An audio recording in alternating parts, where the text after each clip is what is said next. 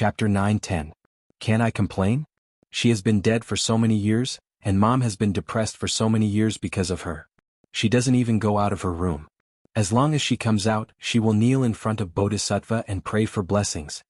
Feng Mingzhu said as she raised her hand to rub her forehead that hurt because of drunkenness. I've had enough. It's precisely because you keep mentioning this person who doesn't exist anymore that the Li family would find such an excuse to marry a cenotaph instead of me. I've already been humiliated by the Li family, but you still want to hold a memorial ceremony for her at this time. Feng Mingzhu pointed to the emerald Buddha beads in Qin Qiu's hand and the old baby clothes that were spread on the table in front of her. How long will this memorial ceremony take? Will our family live under the shadow of accidentally dropping the child into the sea for the rest of our lives? Hearing her words, Grandmother Feng's face suddenly darkened. Child, you, how dare you? Grandfather Feng said angrily, this year is your sister's 18th birthday, and it has been 17 years since she sank to the bottom of the sea. If she is still alive, today will be her coming-of-age ceremony, just like your coming-of-age ceremony. She should have the same glory as you. After all, you are the granddaughters of our Feng family. But now that she is gone, can't we hold a memorial ceremony at home? You're so angry just because we hung 2 rabbit lanterns. Do you want our family to lose their memories and completely forget about your sister? I really hope that the whole world can forget about her. Then perhaps there won't be such a big joke that Li Nanheng wants to marry our second daughter's cenotaph. I'm that big joke. Feng Mingzhu clenched her hands tightly. Mom, I'm also your daughter. Can't you put all your attention on the living? Do you have to spend so much energy thinking about someone who has been away for so many years? Today is your sister's 18th birthday. 18 years ago when she was born, our family was very happy. At that time, you were very young and ignorant, but you also knew to surround the bed and laugh that you had a sister. We just want to commemorate her on such a day. As for other things, let's talk about it another day. Grandfather Feng frowned. Feng Mingzhu rolled her eyes at the 2 white rabbit lanterns hanging outside, picked up her bag and went upstairs. Her footsteps were so fast that it was as if all the people who were mourning the second daughter of the Feng family were lunatics. No wonder Mingzhu doesn't have any feelings for her sister. At that time, Mingzhu was still young and didn't have a deep impression of her sister. Although what she said was a little too much, there's no need to take it to heart. Recently, she has been unhappy because the Li family broke off the engagement. Just give her some time. Grandmother Feng's expression softened. She sighed and said softly. Qin Qiu, who had been kneeling in front of the Bodhisattva, closed her eyes. After so many years she didn't love Mingzhu less, but she didn't put all her love on her. She often thought of her second daughter and would be sad. Every year on this day she would worship at home. After all, this was the poor child's birthday. However, in Mingzhu's eyes, her selfish thoughts and guilt towards her second daughter were very disgusting. She sighed, looked at the old clothes in front of her, and couldn't help feeling sad. Los Angeles night market. The shopping was not over yet, so Feng Ling couldn't return to the base for the time being. The hotel near the night market was not expensive, so she found a quiet, inexpensive and good place to stay. She didn't eat anything in the evening and was hungry at around 9 o'clock. She walked out of the hotel and walked around the night market looking at the things on both sides of the street. However, in a few days, there would be an important inspection in the base, so she couldn't eat randomly in case she got a stomachache and affected her performance, so she bought a small pizza that looked good to eat. There were too many people in the pizza shop and there were no empty seats. Although the air was cold tonight, there was no wind. She took the pizza box and sat on a staircase in the middle of the night market. She took out the pizza and ate a few mouthfuls of the mineral water. From the corner of her eye, she saw a large cake shop not far away. Many young mothers and their children were buying cakes of various colors and flavors in the cake shop. They were full of happiness. Feng Ling looked at the various cakes in the cake shop window and bit the pizza in her mouth. When she was about to reach out to pick up the mineral water next to her, she touched nothing but a man's leather shoe. She paused, turned her eyes abruptly to look at the shoe she had touched, and then looked up along the man's black trousers. When she saw Li Nanheng's cold face, she suddenly felt her palms were hot and drew her hand back in fear. Li Nanheng looked at the crowd around him indifferently and then glanced at Feng Ling, who was sitting on the dusty stone steps and eating a vegetarian pizza. His cold and indifferent lips curved up when she didn't see it. He slowly walked down the stairs until he was many steps lower than where she was sitting, turned around and looked at Feng Ling, who was sitting there. The base asked you to come out to buy but didn't limit your expenses. There are places to eat everywhere. Why are you sitting here and eating pizza? Feng Ling was expressionless. I didn't want to eat dinner, but I was suddenly hungry, so I came out to eat. She didn't ask why Li Nanheng suddenly came out. Anyway, he was the boss and could come and go as he pleased. No one could control him. She didn't ask how he knew she was here. The car she drove out of the base was equipped with a GPS tracker, and every member would know her whereabouts when she went out on a mission. This was not surprising. When other people went out on missions, whether it was a helicopter or a car, they also had GPS. Li Nanheng put one hand in his trouser pocket and looked back at the cake shop nearby. You've been looking at the cake in that shop. Haven't you eaten it? I've eaten it. When the brothers in the base celebrate their birthdays, some people will occasionally buy it back, and I've eaten some. Feng Ling lowered her head to bite the pizza. There was something in her mouth and she said lightly, "It's just that kind of cream. It's nothing special." Li Nanheng glanced at her. "Do you want to eat it?" Feng Ling paused and raised her eyes to look at him. She watched as the man stood at the foot of the stairs with a pleasant expression, but at the same time, she thought about how cruel and shameless this man could be when he was raging. Chapter 9:11. Seeing Feng Ling raise the bottle to drink, Li Nanheng curved his lips. When she put down the bottle and looked at him again, his expression became cold and indifferent again. Feng Ling screwed the bottle and turned to leave. The man behind her glanced at her. "Come back. Why are you leaving?" She turned back to look at him. "Boss, I've just finished my task at the police station. I've been busy with the procurement this afternoon. It's already very late. I should go back to rest. Do you still want me to accompany you to walk the road?" Li Nanheng pointed to the cake shop with his chin. "Let's go eat cake first." Feng Ling stared into his eyes and was sure he was not joking. When their eyes met, everything this man did to her that night seemed to be still vivid in her mind. She looked away. "I'm already full." However, as soon as she finished speaking, the man held her wrist and pulled her toward him. Feng Ling barely stabilized her body so that she wouldn't lean into his arms. She raised her eyes and struggled to free her hand.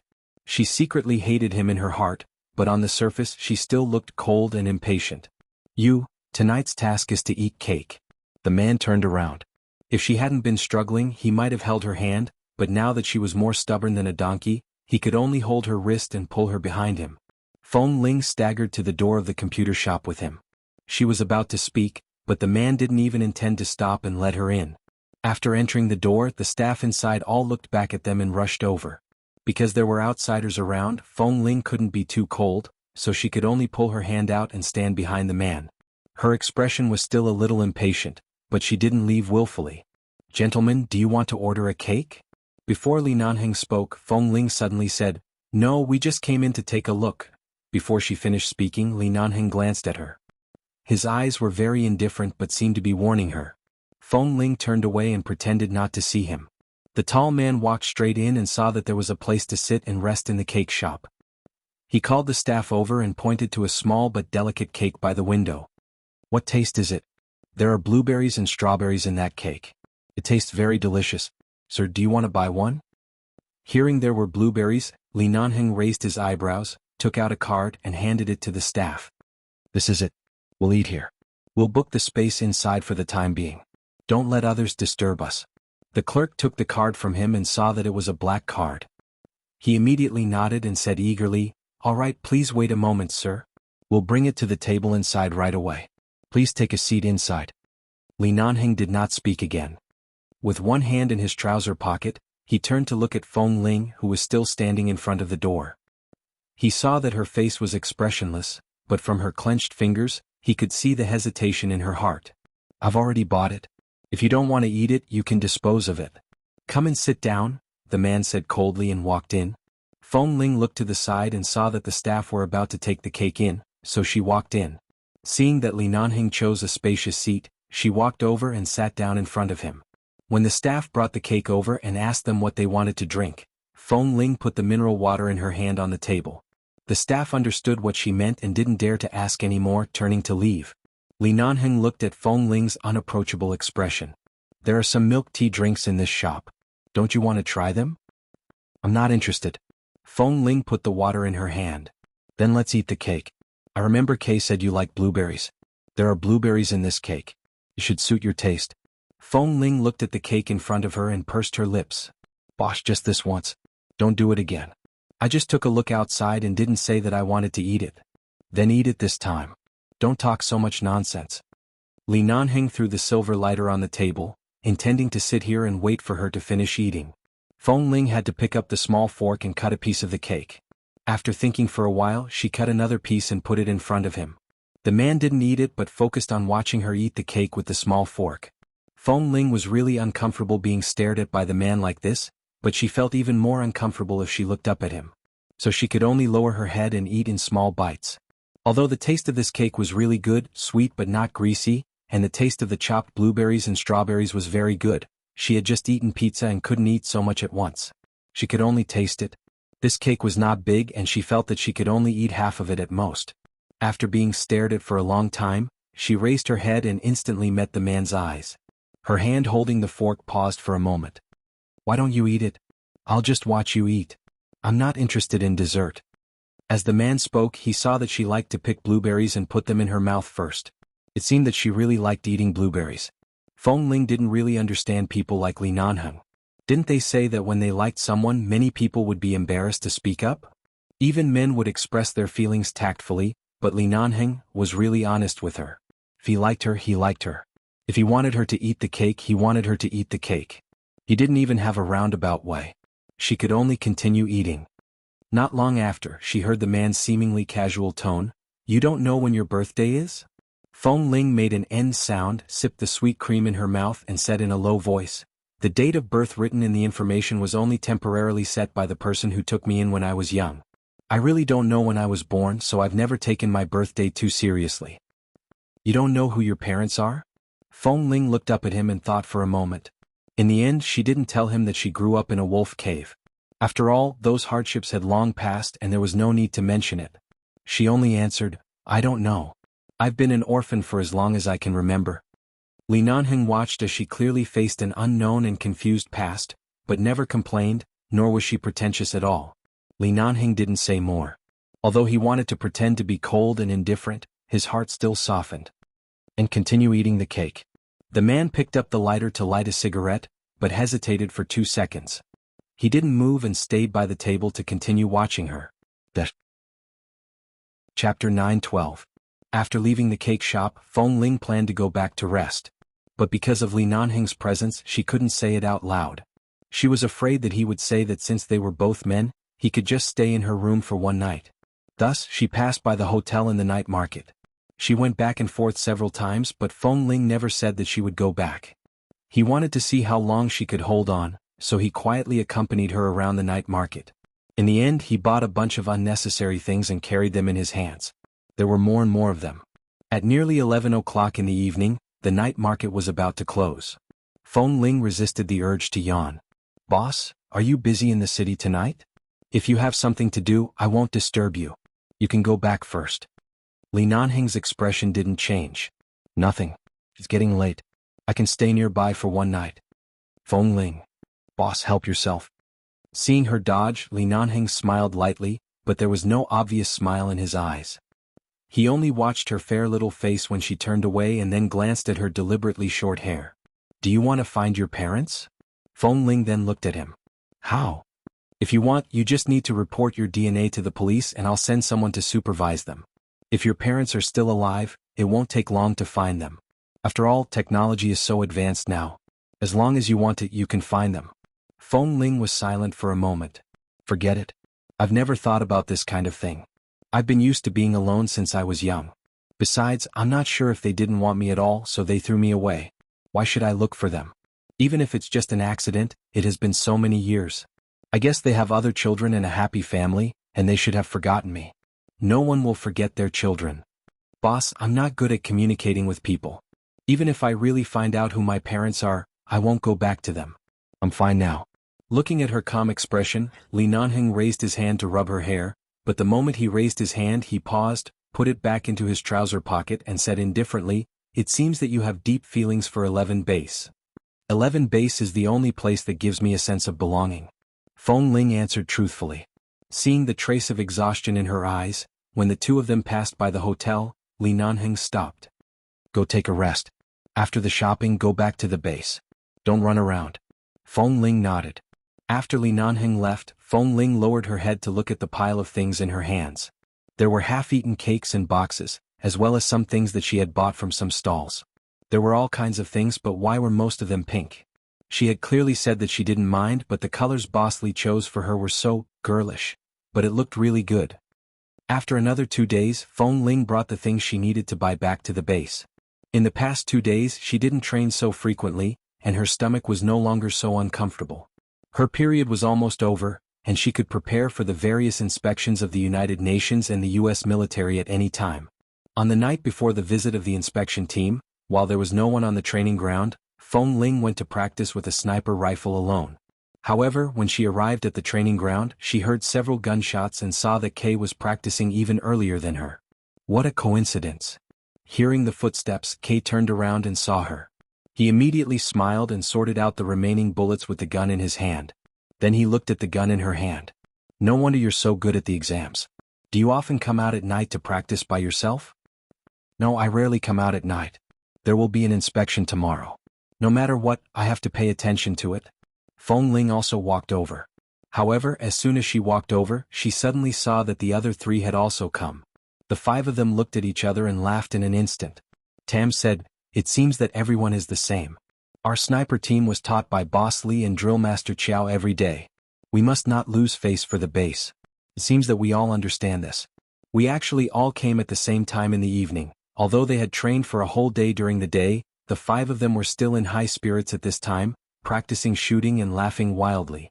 Such a peaceful night, when they recalled it many years later, still felt their blood boiling." The next day the inspection team arrived. There were about 17 or 18 people. It was said that they were all high-level figures of the United Nations and the military who were rarely seen. Although the management of 11 Base was militarized, there were times of freedom and occasional laxity, but this time they lined up neatly and no one was perfunctory. There was no need for the drill master and elderly to say anything at all. Everyone knew the importance of today's task, so everyone took it seriously and did not hesitate. After an entire day of inspection from the elite squads to the rookie squads, and then to the other major training camps such as melee combat, long-range shooting and long-range high-energy sniping, all of these specialized training camps were all inspected. After the inspection, it was time to see the abilities of each team. In the evening, the 5 members of the sniper team appeared as the finale. The 5 of them performed a beautiful long-range sniper from 300 meters away. All of them hit the bullseye and their penetrative power was extremely strong, consecutively piercing through 3 targets. When the 5 of them first entered the sniper team they were ranked first, but after so many months of training, the 5 of them were now almost equal in ability. Only Li Nanheng and Xiao Fei, who personally supervised the sniper team every day, knew how much effort each of them had put in, including last night when the 5 of them secretly went to the training camp to continue training. Although they did not break the harmonious atmosphere of hard work, they were well aware of how outstanding they were and how united they were. After a whole day of inspection, almost every training camp won applause. 11 Base was indeed 11 Base. It did not live up to its reputation. The appearance of the sniper team was even more resounding. A certain leader of the United Nations who had only occasionally applauded, couldn't help but clap harder when he saw the achievements of these 5 people. Chapter 9:13. In the evening at 11 Base's celebration party. The sniper team was praised by the leaders one after another. After 3 rounds of drinks, a very influential leader in the U.S. military named Danny Ken specially went to the table where the members of the sniper team were seated and sat down to speak with them. He even sat next to Feng Ling and praised her even more. From time to time he would ask her how old she was and when she entered the base. In short, it was not difficult to see that this Danny Ken seemed to be very interested in Feng Ling. Feng Ling was not good with words, so she could only answer whatever was on her mind. Li Nanheng was chatting with someone at the table of the UN leaders. Glancing at Feng Ling's awkward situation, he smiled and said something to the person next to him, put down the glass in his hand and turned to walk over. "Mr. Danny Ken." As Li Nanheng approached, he casually patted Feng Ling's shoulder. At the same time, he turned to look at Danny Ken who was seated by her side. Although these brats from the sniper team did shine brilliantly today, they are usually busy with training and missions. They aren't very good at socializing and are afraid of saying or doing the wrong things. They are even more reserved when sitting with someone of your status. Mr. Danny Ken, please don't take it to heart. I don't mind. Danny Ken chuckled. He then glanced at Feng Ling who appeared rather reserved. I'm just here to ask this little brother how old he is this year. He doesn't look old, but from his performance today I can tell he's very outstanding. Feng Ling nodded. Li Nanheng curved his lips slightly and pressed his hand against Feng Ling's shoulder. Only then did Feng Ling react. She immediately stood up and said, "Mr. Daniken, I'm sorry. I need to go to the bathroom. Let our boss sit here and accompany you for a few drinks." With that, she got up and looked at Li Nanheng's eyes. She understood what he meant. He wanted her to leave first, lest it would be too embarrassing to sit here and chat with him. She really didn't know what to talk to him about. At this moment, she was also grateful that Boss Li could understand her mind. She looked at him inconspicuously and quickly turned to leave. Li Nanheng sat down, poured 2 glasses of wine and drank with Daniken. At the same time they chatted about the base, but the topic eventually returned to Feng Ling. After Feng Ling returned from the restroom, Daniken turned to Feng Ling and said, "The U.S. military sniper team also goes through very professional training. This year we just recruited a batch of new recruits. They're not very old, but they're all very impetuous and not easy to manage. I see that little brother Feng Ling is about the same age as them, but he's already so accomplished. If we invite him to train with our sniper team for 2 months, he should be a very good role model." Hearing this, Li Nanheng's expression did not change, but there was something in his eyes. He put the wine glass on the table. Feng Ling and the other 4 members of the sniper team also understood Daniken's meaning. He wanted Feng Ling to help the American sniper team? Taking the outstanding members of 11 base to the military team, if they wanted to poach them, wouldn't their purpose be too obvious?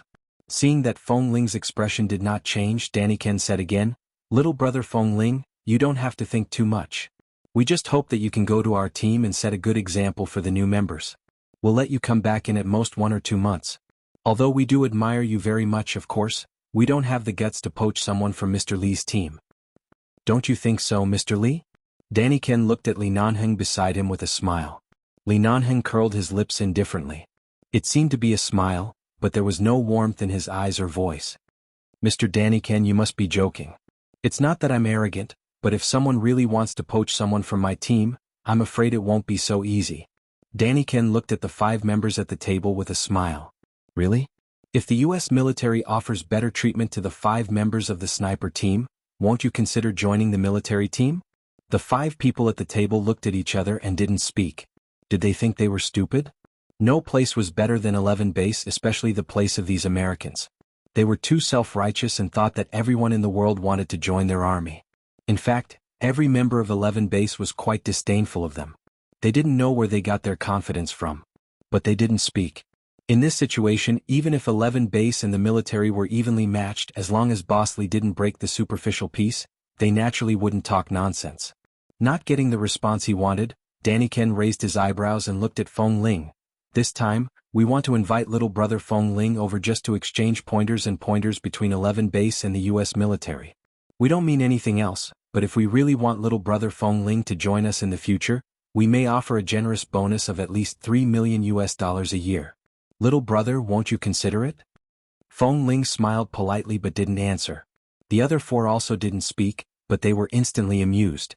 The people in the military were really arrogant. They probably thought that they were the only ones with the most money. But they didn't know that the United Nations had always been on 11 base's side. Whether it was the public funding from the United Nations or the Li family behind this base, they didn't lack money at all. Not to mention Feng Ling, who could get hundreds of thousands of dollars every time he went out on a mission. Even the other newcomers in the base could easily make a lot of money in a year. They used money as a temptation. It could be seen how ignorant the military was and how much they didn't understand 11 base. Li Nanheng also glanced at Feng Ling at this time. "Do you want to go?" Boss Li suddenly asked, and Feng Ling answered directly, "If it's just to learn from each other for a month or 2, I can accept it. I don't need any reward. As for the rest, thank you very much for your praise, Mr. Daniken. I have a deep affection for 11 base and will not leave easily. Besides, I don't lack money." Boss Li nodded. "I don't lack money." These simple and pure words became an invisible slap on Daniken's face. Chapter 9:14. Feng Ling didn't respond directly but turned to look at Li Nanheng. Li Nanheng also had a faint smile on his face, and no one could tell what he was thinking. The man's slender fingers played with the wine glass in his hand, and the smile on his lips widened. But those who knew him knew that this kind of smile was full of danger signals from Boss Li. Even if he said he wouldn't poach people, he still did it blatantly. Mr. Daniken really thought that Boss Li was too lazy to argue with the military, so he could let them be so shameless. Since Mr. Daniken has spoken, Feng Ling, Pack up your things and go back with him tomorrow. Li Nanheng smiled slightly. When Danny Ken raised his eyebrows in satisfaction, he gently put the glass on the table, and the bottom of the glass made a muffled sound on the table, which made people's hearts tremble slightly. He still said calmly, in order to express the sincerity of our 11 base, it seems that only sending Feng Ling to show our sincerity is not enough. K, you go with Feng Ling tomorrow. K immediately understood what Boss Li meant and said, okay. Danny Ken chuckled. What? Mr. Li, are you still worried about our military? You're worried about taking one away so you send another to watch over her? K said with a silly smile, Mr. Danny Ken, don't get me wrong. Our boss has always been such a generous person. When he gives gifts to others, one is enough, but he just has to give two. You just want Feng Ling to go to your place to compete with the members of the military sniper team, so you just bring me along. In fact, I'm really honored. Danny Ken put on a fake smile. It seems that Mr. Li is really generous. Li Nanheng smiled and stood up. When he walked past Danny Ken, he patted him on the shoulder from behind, as though it was a gesture made between men to express their deep friendship. However, the strength of his palm seemed to be a silent warning. Excuse me. The man's voice rang behind him, and he returned to the previous table, leaving the table in silence. Just now they were still talking to Mr. Danny Ken, but now they obviously received a hint from Boss Li that Mr. Daniken's purpose should not be so simple. So the table was silent at this moment. Everyone ate and drank, but no one paid attention to Danny Ken, who still wanted to talk to Feng Ling. Seeing that he couldn't get any benefits here, Danny Ken simply drank with them, and then got up with a smile and returned to his table. After returning, he said something to a very fat military leader at the table. The fat leader looked back at them and then at Feng Ling's back. He didn't say anything but nodded as if he was very satisfied. Seeing this scene, Kay immediately turned to look at Feng Ling, who had been eating in silence. The military invited me so directly and said so officially. I have to go, but boss sent me to accompany you. They must have other plans. They asked me to accompany you and help you at any time. Don't worry, I'm here. Feng Ling, I'm not a little girl who needs to be protected. Boss must have his purpose for sending you with me, but it can't be to protect me. K. Tutate. You don't understand. Even if you are not a woman, Boss has always regarded you as a little girl who needs his protection. Feng Ling immediately squinted at him and Kay glared back at him. You don't believe me? Boss usually treats you very well. Kay, there are so many people here. Don't talk nonsense again. Feng Ling warned him in a low voice. Tut, every time I tell you these things you don't believe me. It's common for men to like men, especially in the United States. Even the military leaders have such people. Don't you believe me? Kay said and quietly pointed to the fat leader to whom Danny Ken had just approached. It's this one, the commander of the military front line. What's his name? I forgot. Oh, just call him Fat Commander. He likes men. I heard that he has a crush on several men in some military teams. Speaking up to this point, Kay's expression suddenly faltered. He lowered his voice and leaned close to Feng Ling's ear to say, Shit, could it be that damn fatty has taken a fancy to you? Feng Ling's hand paused and looked at Kay hesitantly. She didn't know much about these things. Seeing her confused expression, Kay hurriedly whispered to her ear, I just heard that this fat commander likes men, especially fair and beautiful men. He has played with many men. All the men in our base are tough men, but you look the most delicate and tender. I guess he likes you. Otherwise, why would Danny Ken suddenly ask you to go with them? Oh my God, they have bad intentions towards you. No, I can't do this. I have to talk to boss. Kay got up, suddenly ran to Li Nanheng's table and whispered, Boss, come out with me. Li Nanheng glanced at him. What's the matter? Come out with me. I have something to talk to you. Li Nanheng got up and Kay followed behind him. When he passed by Feng Ling, he even winked at her. Seeing Kay's expression, Li Nanheng didn't speak. After walking out of the banquet hall, Kay looked around and quickly said, Boss, does Danny Ken have any ulterior motives? I heard that the fat commander seems to like fair and clean little boys like Feng Ling. Kay said this with a mysterious look on his face. Li Nanheng said indifferently, You know a lot. Kay immediately laughed.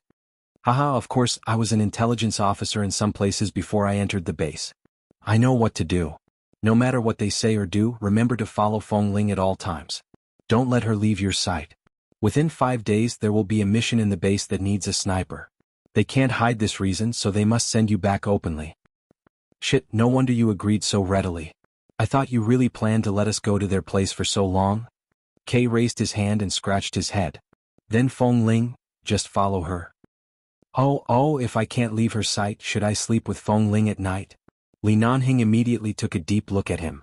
He did not speak but smiled. The smile in his eyes did not reach his eyes. He raised his hand and pressed hard on his head. Chapter 9:15. In the banquet hall, Feng Ling's table didn't only attract the attention of the military leaders. Several members of Team 3 had been wondering whether Feng Ling was a man or a woman since some time ago. These suspicions and news first spread like wildfire from Team 3, and then gradually spread throughout the base. Others might have only been curious and suspicious at first, but after 2 days they forgot about it and didn't take it seriously anymore. After all, Feng Ling was still Feng Ling, and they didn't see anything wrong with her. However, the members of Team 3 often chatted together. As time passed, the question about Feng Ling's gender seemed to have become a knot in their hearts. As long as they didn't open this knot, they couldn't help but want to see her. Just now Mr. Daniken first went to Feng Ling's table. They didn't know what they talked about, and then Boss Li also went over. No matter how much attention this sniper team received, the gap between them was too big. The members of Team 3 who were left behind by Team 1 and Team 2 and the sniper team because of their performance, abilities and various reasons, couldn't help but look in Feng Ling's direction. There were more Western-style dishes in the banquet hall, and of course there were many Chinese dishes specially made by chefs. Most of them had to get up and bring a plate back to eat as if they were eating a buffet. Tam sat in the inner side and was too lazy to move. When Feng Ling got up to get some fruit, he handed his plate to her. "Help me bring 2 fried chicken breasts back." Feng Ling took the plate and went over. She had just put the fried chicken breast that Tam wanted on the plate, cut it piece by piece with a knife, sprinkled the seasoning and was about to turn around to take it back. Suddenly, from the corner of her eye, she caught a glimpse of the gazes coming from the table where Team 3 was sitting. She knew that some rumors had come from Team 3 and knew what they were looking at. She didn't turn around to look at them and turned to leave. However, after taking a few steps, she clearly felt the sharpness of their gazes. Then her gaze froze and her eyes turned cold. She quickly dodged the legs of 2 of them, and before they could retract their legs, she pretended to lose her balance and deliberately stomped and kicked their ankles. In an instant, the 2 of them were in so much pain that their faces turned pale, but they didn't dare to make a sound in public. They could only endure the pain and press themselves against the edge of the table. Only then did Feng Ling turn to look at the few people on the table. She curved her lips coldly, but her smile did not reach her eyes. "Sorry, I didn't stand properly and almost fell. Are you all right?" The 2 members of Team 3 endured the pain in their ankles, their faces pale and their voices muffled, but they didn't say much on the surface. They just shook their heads and said, "No, I'm fine." Feng Ling smiled and looked away. "It's good that you're fine." She was about to walk back when she saw another person suddenly stand up with a full glass of wine. Then he imitated her posture of almost losing her balance. Looking at the angle at which the glass was tilted, it was clear that he was going to pour all the wine on her. Feng Ling took a big step back and then raised her leg, seemingly inadvertently supporting his abdomen with her knee when he fell down. She seemed to want to help him, but in fact at the moment when the other party fell down, she used this posture to hit his abdomen hard with her knee and at the same time, kicked his arm hard with her leg. The full glass of wine in the man's hand suddenly spilled on the head of the member of Team 3 next to him. At the same time, he instantly lost control and fell to the ground, falling together with the broken pieces on the ground. One of them was drenched with wine, and his entire face changed. The other fell heavily to the ground. Before the 2 of them could react, Feng Ling had already walked past them as if nothing had happened. At the same time she said coldly, "Be careful." No one knew if these words were to remind them to be careful here or to remind them to be careful in the future. The other members of Team 3 sitting around the table looked at each other and then at Feng Ling's back as she walked away indifferently with the plate in her hand, and their faces immediately turned green with anger. Xiao Fei was just by the side. Seeing this scene, he could tell that the members of Team 3 wanted to pour the wine on Feng Ling's chest. Such a blatant test. Did they know something? He got up and walked over to help the member of Team 3 who was struggling to get up. Seeing him holding his stomach and grimacing in pain when he got up, he raised his eyebrows and asked, "What's wrong with you guys?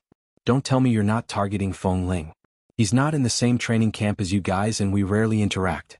How did Feng Ling offend you?" "Brother Qiao." The man covered his stomach that Feng Ling had just hit and said with some pain, "We didn't mean anything else. Don't misunderstand. We're not targeting him. We were really careless just now." "Careless? You almost spilled a full glass of wine on him. This is carelessness? Don't you know how Feng Ling has always won? his skills and speed, even the three of you together may not be able to beat him. How dare you play tricks on him? Do you really want to die? That person pressed his stomach, and his expression immediately darkened. He then turned to look at Feng Ling, ignoring everything else. His curiosity was too strong. In the end he couldn't help but say, "Brother Qiao, don't you think Feng Ling is like a girl? We don't have any other intentions. We just want to know if he's a man or a woman because of the recent rumors in the base. We originally wanted to help her take off her clothes with this incident. That's all. We really don't have any other malicious intentions." Hearing this, Qiao Fei immediately raised his eyebrows and snorted. "I knew you guys didn't have good intentions. Sure enough, what are you planning? Usually, when you go on missions, your Team 3 is always protected by the members of other teams, but now you actually directly target the people in front of you." The man immediately looked a little ashamed. "No, I'm really curious." "There's nothing to be curious about," Qiao Fei said coldly. Qiao Fei coldly and indifferently said, "I've been in the sniper team for so long. The last 2 times Feng Ling needed medicine, I personally took off his clothes and applied medicine for him. Aside from his fair and thin appearance, he's a pure man. You don't have to keep guessing. The base is filled with men. Don't do those things that only women do." Hearing this, the other members of Team 3 immediately got up and came over. They leaned over to Qiao Fei and asked in a low voice, "Is he really a man?" Chapter 9:16. We have lived in the base for so many years. Even if you haven't seen it, it doesn't mean others haven't seen it. Kay and his men often hang out with Feng Ling. If they were not men, they would have been discovered long ago, right? What the hell are you thinking about all day long? As soon as Qiao Fei finished speaking, the others glanced at each other and then glanced at Feng Ling and the others. They saw that Tam Lin Cheng and Feng Ling were chatting and laughing together. They looked like brothers getting along with each other. Indeed, if they were really women, they should have been discovered long ago. A person could hide in the base for a year or two, but it was impossible to hide for a long time. Could it be that the thing at that time really had something to do with Auntie Jelly? Then why did Auntie Jelly suddenly disappear in the canteen? Was it because she felt that the thing was seen by these young men and felt too embarrassed, so she left? But it didn't seem to make sense. But now they wanted to find Auntie Jelly to ask the truth, but they really couldn't contact her. But Qiao Fei was a drill master after all, and he wouldn't lie to them. "Got it, Brother Qiao, it's our fault," they said in a low voice. Qiao Fei nodded coldly. "Well, don't spread these irrelevant things around in the future. The recent rumors in 11 base are all from you, right? If there is really something wrong with Feng Ling, the higher-ups would have specially asked Feng Ling to investigate it. There is no need for you to do it, understand?" Yes. Don't worry, it won't happen again." Qiao Fei withdrew his gaze from them and walked away, leaving the members of Team 3 with a doubtful and confused expression. The next day, Feng Ling left the base with the U.S. military, accompanied by Kay. No one knew why Feng Ling was suddenly taken away by the U.S. military, but everyone felt that it was not so simple for the U.S. military to take Feng Ling away. A member of the sniper team was invited away by the U.S. military, which had always been secretly displeased with the base. There must be something fishy about it, but no one dared to ask directly. After arriving at the place, Daniken arranged a good residence for Feng Ling. Feng Ling went in and saw the environment inside and directly left. "This is not a place where I should live. Where does Kay live? I'll go with him." "Kay also lives in this building, but since we invited the 2 of you over, of course we can't let the 2 of you squeeze into the same room. The room he lives in is also not bad. Don't worry and stay here. I'll talk to the leader later and see how to arrange for you to exchange pointers with our sniper team," Daniken said as he opened the door again and gestured for her to enter. However, Feng Ling was determined not to enter. After a while, Kay jumped out of nowhere and suddenly came up the stairs. He waved at her from afar. "Feng Ling, come here. My room is very big. It's even a suite. There are 2 beds. Let's live together." "All right." Hearing that there were 2 beds, Feng Ling nodded without hesitation and walked straight to Kay, completely ignoring Daniken who had been dragging her in. Seeing that Kay had come to this floor, Daniken didn't know what to say. He leaned forward and said, "Haven't we arranged rooms for each of you? Brother Kay, do you often live together like this in the base? We're all men. What's wrong with living together? It's not the same bed." Kay took a look at him matter-of-factly. "Even if we share the same bed, it's not a problem. Does everyone in the military team live alone? Do you have so many rooms? Don't you have dormitories?" "That's true. However, for outstanding members like you and little brother Feng Ling, we've always treated them very well. Aside from the generous bonuses, you'll also be given a good residence. There are many outstanding snipers in our sniper team over there. I'll find an opportunity to introduce you to them, Danny-ken said with a smile. That's right. Haha, we're just here to exchange pointers. We don't care about other things. Go ahead. Call us when you need us. Kay said and winked at Feng Ling. Let's go back to the room to make the bed. I see there are new bed sheets in it. Seeing that the two of them had left, Danny-ken stood where he was. The smile on his face gradually faded and then turned cold. He narrowed his eyes and turned back to glance at the room Feng Ling had specially arranged for her. With a displeased expression, he walked over and slammed the door with a ping sound. The next morning, just as Danny-ken had said, he arranged for them to spar with the military sniper team. It was a very simple technical exchange, so simple that Feng Ling and Kay could clearly see that they didn't mean it. They only used Type 81 automatic rifles and didn't even take out the military sniper rifles for them to exchange pointers. However, in addition to good performance and high accuracy, this Type 81 automatic rifle also had a small regret, which was that it was very heavy. It was heavier than the largest sniper rifle they had ever seen before. Kay didn't care. He was strong, but he was a little worried about Feng Ling.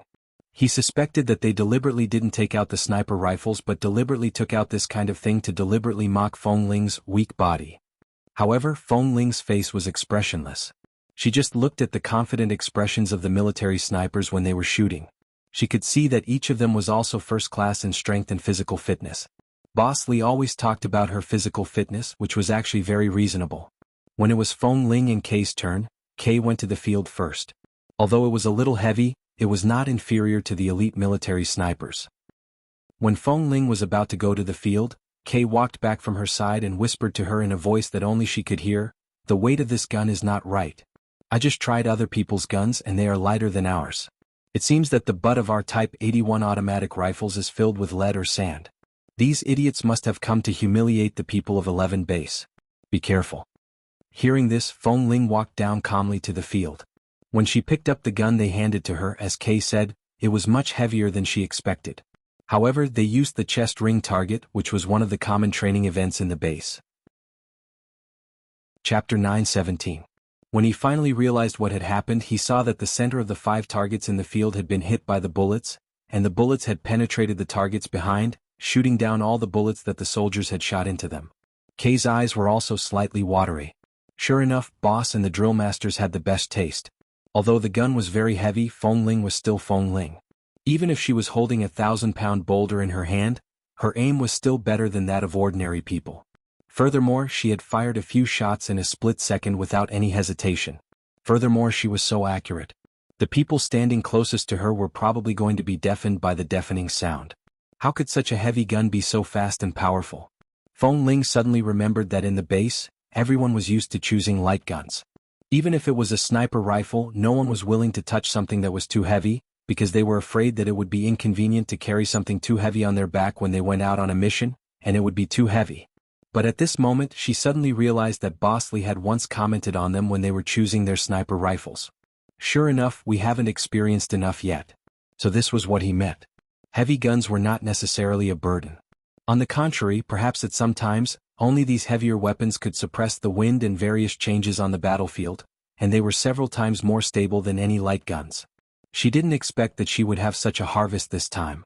The corners of Feng Ling's mouth curved up. When she put away the gun, even if the people in the field were unwilling to applaud, they still had to applaud for the sake of the peace with 11 base. Kay was even more excited and couldn't wait to rush forward and carry Feng Ling, this big baby, over. However, he kept in mind the look in Boss Lee's eyes that could devour people. Forget about hugging him. It was better to protect him well. After arriving at the military sniper team training camp, Kay followed Feng Ling wherever she went for 3 consecutive days.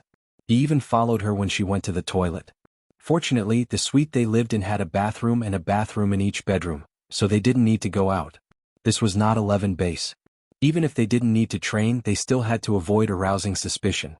If they had nothing to do, they would rather eat instant noodles in their room than go out, let alone go to the cafeteria here to be watched and criticized behind their backs. On the morning of the 4th day, the military sniper team invited them to join them during the morning training, but during the training one of them accidentally bumped into a water training pool not far away. Even though Feng Ling was prepared, her lower body still fell into the water. Before her upper body touched the water, Kay quickly grabbed her hand and pulled her out. Are you all right? Feng Ling shook her head and turned to look at the group of people. She patted the water on her pants and asked in a voice that only Kay could hear, before leaving the base, didn't boss talk to you? How long did he say we have to stay here? Kay took a look at her and whispered, 5 days. Hearing these words, Feng Ling immediately knew what to do. She decided not to argue with this group of military trash for the time being. Otherwise, the superficial peace between 11 base and the military would be broken sooner or later. At that time, it would be really difficult to deal with them. She didn't know what would happen. She took out the cell phone from her trouser pocket and patted it in her hand. My cell phone is wet. She rarely took her cell phone with her in the training camp of 11 base, but she always took it here. She didn't expect such a scene would happen. Go back and change your clothes. Don't walk around. I'll clean them up here. Kay gave her a wink. Feng Ling nodded. Although her pants were wet and her upper body was fine, it was not appropriate for her to stand here in such a sorry state. She glanced coldly at the crowd and said in a low voice, just clean up a little. Don't go too far. Otherwise we won't be able to explain ourselves when we go back. Don't worry. I won't argue with them too much, but I'll find a chance to have fun. Kay said and shook his wrist as if he didn't care. His actions clearly showed that he was angry. Feng Ling knew that he was reliable, so she didn't care about him and walked back while patting her cell phone. After returning to her residence, she wiped the water on the cell phone, but the water inside probably couldn't evaporate for the time being. Now the screen was black and she didn't know if it could be used. Now the temperature in Los Angeles was very low. She fell into the water and came out, so her body was very cold, but she remembered Kay's words. She shouldn't be separated from him for too long, so she didn't plan to take a bath. After changing clothes, she went back to pick up the kettle in the room and boiled some hot water for herself to drink. After drinking a few mouthfuls of water, she turned around with the cup and suddenly stopped. She looked at the kettle on the table and then turned to take a look at Kay's room. Her eyelids twitched. Why were there 2 kettles? Wasn't there only 1 kettle in this room last night? Did someone come into this room today? And someone specially brought in a new kettle? She remembered Kay said that the fat commander above Danny Ken often used some dirty means to deal with the man he liked. Could it be? Kay was right? What kind of dirty means could it be? She abruptly put down the cup in her hand and was about to turn around to leave when she suddenly heard the sound of a door opening. The fat commander, who she had only occasionally passed by on the training ground these few days, walked in and looked at her with a smile on his face. Where are you going? Little Feng Ling? Feng Ling got goosebumps all over her body because of his words. She looked at the fat commander calmly with her dark eyes and said indifferently, Commander, if you need anything, you can call me and my partner to see you at any time. This is our private room. It doesn't seem appropriate for you to come here. You're so young but you're so cautious. If I hadn't taken this opportunity to come here, I don't know how long my heart would be itching. The fat commander looked at the androgynous face in front of him that moved his heart at first sight, and his heart itched even more. He stared at Feng Ling, closed the door behind him and then casually locked it. Hearing the sound of the door being locked, Feng Ling's eyes narrowed slightly and her hands couldn't help clenching. She turned back and was about to pick up the cell phone on the table. 11 Base had a habit of quickly contacting the emergency contact person on the cell phone. As long as her hand was fast enough, she would definitely be able to inform Kay to come back. However, as soon as her hand reached back, she suddenly remembered that the cell phone was wet. Chapter 9:18. At this moment, the fat commander's cell phone rang. He seemed to be unhappy because of the interference of the ringtone. Shit, he had to turn off his cell phone later. Commander, I know you're a man who has tender and protective feelings for the fairer sex. That Feng Ling is very guarded and skilled. I've specially put something in her water to ensure that you won't be hurt by this brat. After this is done, you know what to do, right? Don't worry, nothing will go wrong this time. He's just a member of the sniper team. I'll deal with 11 Base. Just don't kill him. On the phone, it was Daniken's voice. Hearing this, the fat commander's face became much better. When he looked up at the handsome little man whose cheeks were faintly blushing, he couldn't wait to pounce on him. Since you took the initiative to let me in, I'll enjoy it. I'll tell my superiors more about you. The fat commander hung up the phone, turned it off, and threw it back into his trouser pocket. He looked at Feng Ling lustfully and his eyes became more presumptuous. When he saw Feng Ling shooting in 11 Base, although he had played with many men for so many years, it was the first time that he was so moved by a man. At that time, if this boy wasn't a member of 11 Base, he would definitely take him away. He didn't expect that when he pretended to be reserved, Danny Ken would specially bring him back and arrange him here. Looking at this handsome man whose eyes were full of wariness and coldness and whose complexion became more and more abnormal because of being drugged, the fat commander gave a very satisfied smile. This entire building had been sealed from the outside when he came in. Now even if Feng Ling wanted to escape, it would be difficult for him to do so. Feng Ling leaned forward slightly, but she quietly took half a step back. Danger. She sensed a very obvious danger. She had to leave immediately, or she might not be able to escape. For so long she had been safe and sound in 11 base because of her accurate premonition and observation skills, and her instinct to quickly react and avoid every time someone suspected her. However, her body swayed without warning at this moment. The alarm in her heart suddenly rang. Just as her feet stabilized, an indescribable restlessness and warmth began to quickly flow through her limbs and bones. There seemed to be a ball of fire burning in his lower abdomen, and he almost fell down. Water. The water in the pot just now. It was rare that she didn't check to see if anyone had entered the room because of her restlessness and impatience. When she saw that it was the same kettle as last night, she directly used it. It seemed that there was really something wrong with that pot of water. Out of strength? I think the best sniper in your 11 base is just SOSO. You still foolishly fell into the trap, didn't you? The fat commander approached with a sneer. Are you feverish? Do you really want to be pressed down on the bed and tortured? A chill ran down Feng Ling's spine. She instantly understood what he meant. Was this drug, that kind of drug? Feng Ling, who had been drugged, tried her best to stay sober, but when the fat commander stepped forward and grabbed her hair, her body staggered. She closed her eyes and did not struggle violently. She clenched her fists tightly in her sleeves and was abruptly pressed against the sofa by the fat commander. Her head was forced against the surface of the leather sofa, and the stuffy and cold temperature allowed her to barely stay sober. Her hand fumbled in the gap under the sofa. Since she and Kay moved in here, they had been very vigilant, especially Kay, who kept nagging that there was something wrong with Danny Ken and the fat commander and they had to be careful, so the two of them secretly prepared some things everywhere in this room. Although there were not many, Kay happened to hide a sharp dagger in the innermost side of the leather cushion of the sofa. At that time, although Feng Ling didn't intervene, when Kay hid these things, she only glanced at them from the side. Even if it was just a glance, she could remember where everything was placed and which were the tools she could use to defend herself at any time. For example, there was a dagger under the sofa, a wooden stick under the coffee table, an emergency knife under the bed, and even though guns were not allowed in this room, there were a few fountain pens in the study room next door. The tips of the fountain pens were very sharp and they were not capped. They were just thrown into the shoe cabinet by the door. There was also a small paper knife that Feng Ling borrowed when she went to the office here yesterday afternoon to write some documents. Little beauty, I haven't seen a man as beautiful as you. The fat commander pressed her shoulder hard with one hand. Seeing that she had no strength, he smiled as if he was about to succeed and lowered his head to kiss her on the cheek. The moment he lowered his head, Feng Ling suddenly turned her head away and trembled all over as if she was so angry that she couldn't stop trembling.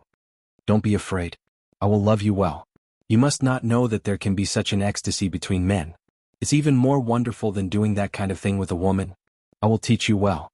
As soon as he finished speaking, the fat commander suddenly exerted force, and the collar of Feng Ling's black combat uniform was immediately pulled open.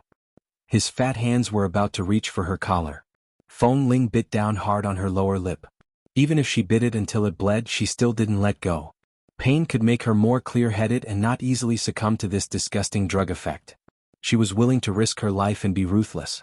Since she could remember, she had lived in a wolf's cave and was used to seeing wild beasts tearing and slaughtering each other for a mouthful of food.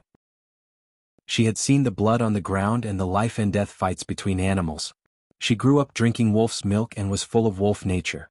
She was taken away when she was 5 years old, but she was trained in the mafia to learn self-protection and to hide herself. In order to survive, she suppressed all her wolf nature and temper. At the age of 12, she was forced to be sent to an orphanage. Those people gave her tranquilizers every day to guard against her. At the age of 13, she entered 11 base and finally found the life she wanted and the place she wanted to live. She also suppressed the bloodthirst and coldness in her nature. She just wanted to live a good life like a human being, with hot food to eat and a warm bed to live in. That was all. But obviously, sometimes people were cold-blooded, more terrible, and deserved to die than wolves. Chapter 9:19. From the beginning, Feng Ling didn't waste any strength to struggle. The moment she clenched the dagger in her hand, she abruptly turned over, and before the fat commander could react, she forcefully stabbed the dagger at the hand that was pressing her shoulder with all her strength. Ah! The sharp dagger instantly pierced into the back of the fat commander's hand. He screamed in pain and hurriedly let go.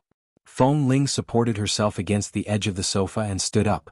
Due to the effects of the drug, her feet were unsteady, but she abruptly turned her eyes. Her eyes, which were bloodshot from the drug and anger, were filled with killing intent. She did not give him any time to struggle or retreat. When he held his hand tightly, she abruptly stepped forward and kicked him to the ground. She stepped hard on his round stomach and slapped him hard in the face. Without saying a word, she directly pressed the dagger against the main artery of his neck. The fat commander didn't expect that after being drugged, she could still be so agile and swift. She looked like a thin and powerless boy. "You?" The fat commander's hand was in excruciating pain, and because of the coldness on his neck and the bloodthirsty killing intent in Feng Ling's eyes, he trembled all over and the shock in his eyes turned into fear. "How dare you? How dare you hurt me? Do you know who I am?" Feng Ling looked at him with a sneer. "If you say another word of nonsense, no matter who you are, you will be killed by my knife. Do you think I will be afraid? To deal with a scum like you, I'll die with you." "Die with me? You represent 11 base. If you dare to make trouble here, believe it or not, the people above will report you and make your entire 11 base suffer." The fat commander's hand that was stabbed kept trembling in pain. His hand was bleeding, but his eyes were still full of arrogance. He forcibly suppressed all his fear and didn't believe that this boy really dared to go against the military. Hearing the words, 11 base, Feng Ling's murderous eyes gradually recovered a trace of calmness, but only a little.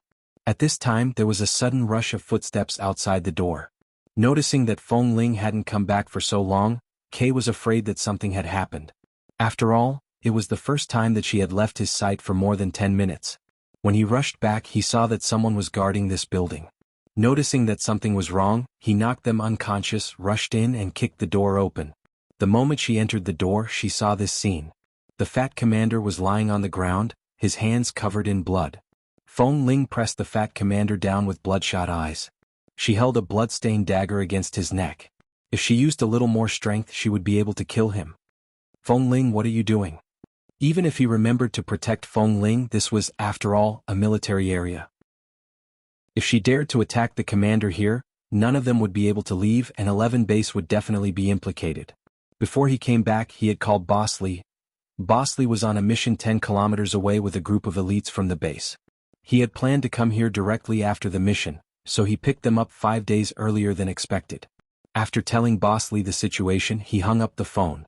Now Boss Lee hadn't arrived yet. Nothing must happen to him. Feng Ling clutched the fat commander's collar tightly and pressed the dagger against his neck.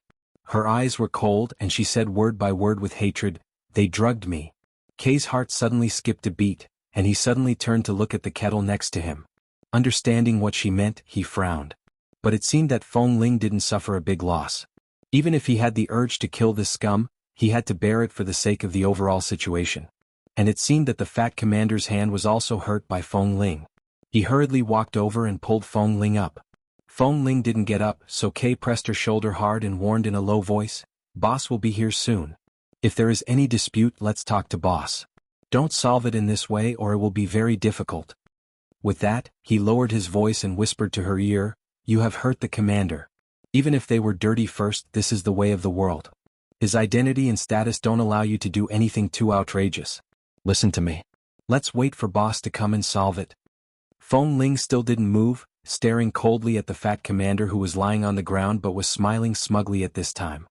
He knew that they didn't dare to do anything for the sake of the overall situation. Feng Ling clenched his collar even more tightly. "I'm on the same side as you. Boss asked me to protect you, but we are 11 bases people after all. Feng Ling, you will destroy 11 base." The bloodthirsty light in Feng Ling's eyes gradually faded. She suddenly withdrew the dagger and then let go of the man on the ground. At the same time, she was pulled up by Kay and staggered a step back. She clenched the dagger in her hand but didn't do anything again. She just looked coldly at the fat commander who stood up with one hand on the ground. She didn't want to say a word and suppressed the fiery restlessness and the urge to kill in her body. Fearing that she couldn't control herself, she suddenly turned around and was about to walk out. Seeing her strange look, Kay didn't know how serious the drug these bastards gave her was. He frowned and was about to go out with her. "Two good-for-nothings. Do you really think you can escape from this place? The fat commander looked at Kay, who didn't dare to do anything to him, and Feng Ling couldn't hold on for long because of the drug in her body. After all, he was a man. His face was hurt and his hand was stabbed. Even if he was injured, he couldn't stand it. Bang.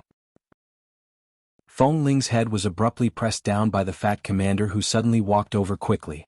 She was slammed against the wall by the door, and in an instant warm, crimson liquid flowed down her forehead and stained the wall. Kay's eyes widened. Damn it! What the hell are you doing?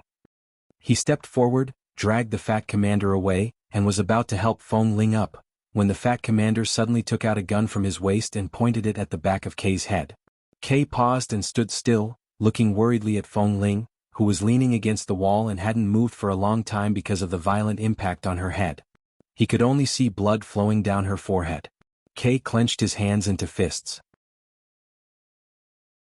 Chapter 920. Feng Ling. Suddenly roared, kicked back hard, kicked the gun out of the fat commander's hand, took it back and pointed the muzzle at the fat commander's forehead. The fat commander grabbed Feng Ling's hair tightly. When Feng Ling was pressed against the bloody wall without any signs of struggling, he sneered and looked at A, who was pointing a gun at him. Do you dare to shoot? A's eyes were also filled with coldness and ruthlessness. Let go of her. The base will solve everything rationally with you. It won't do you any good in this way. Let go? The fat commander sneered.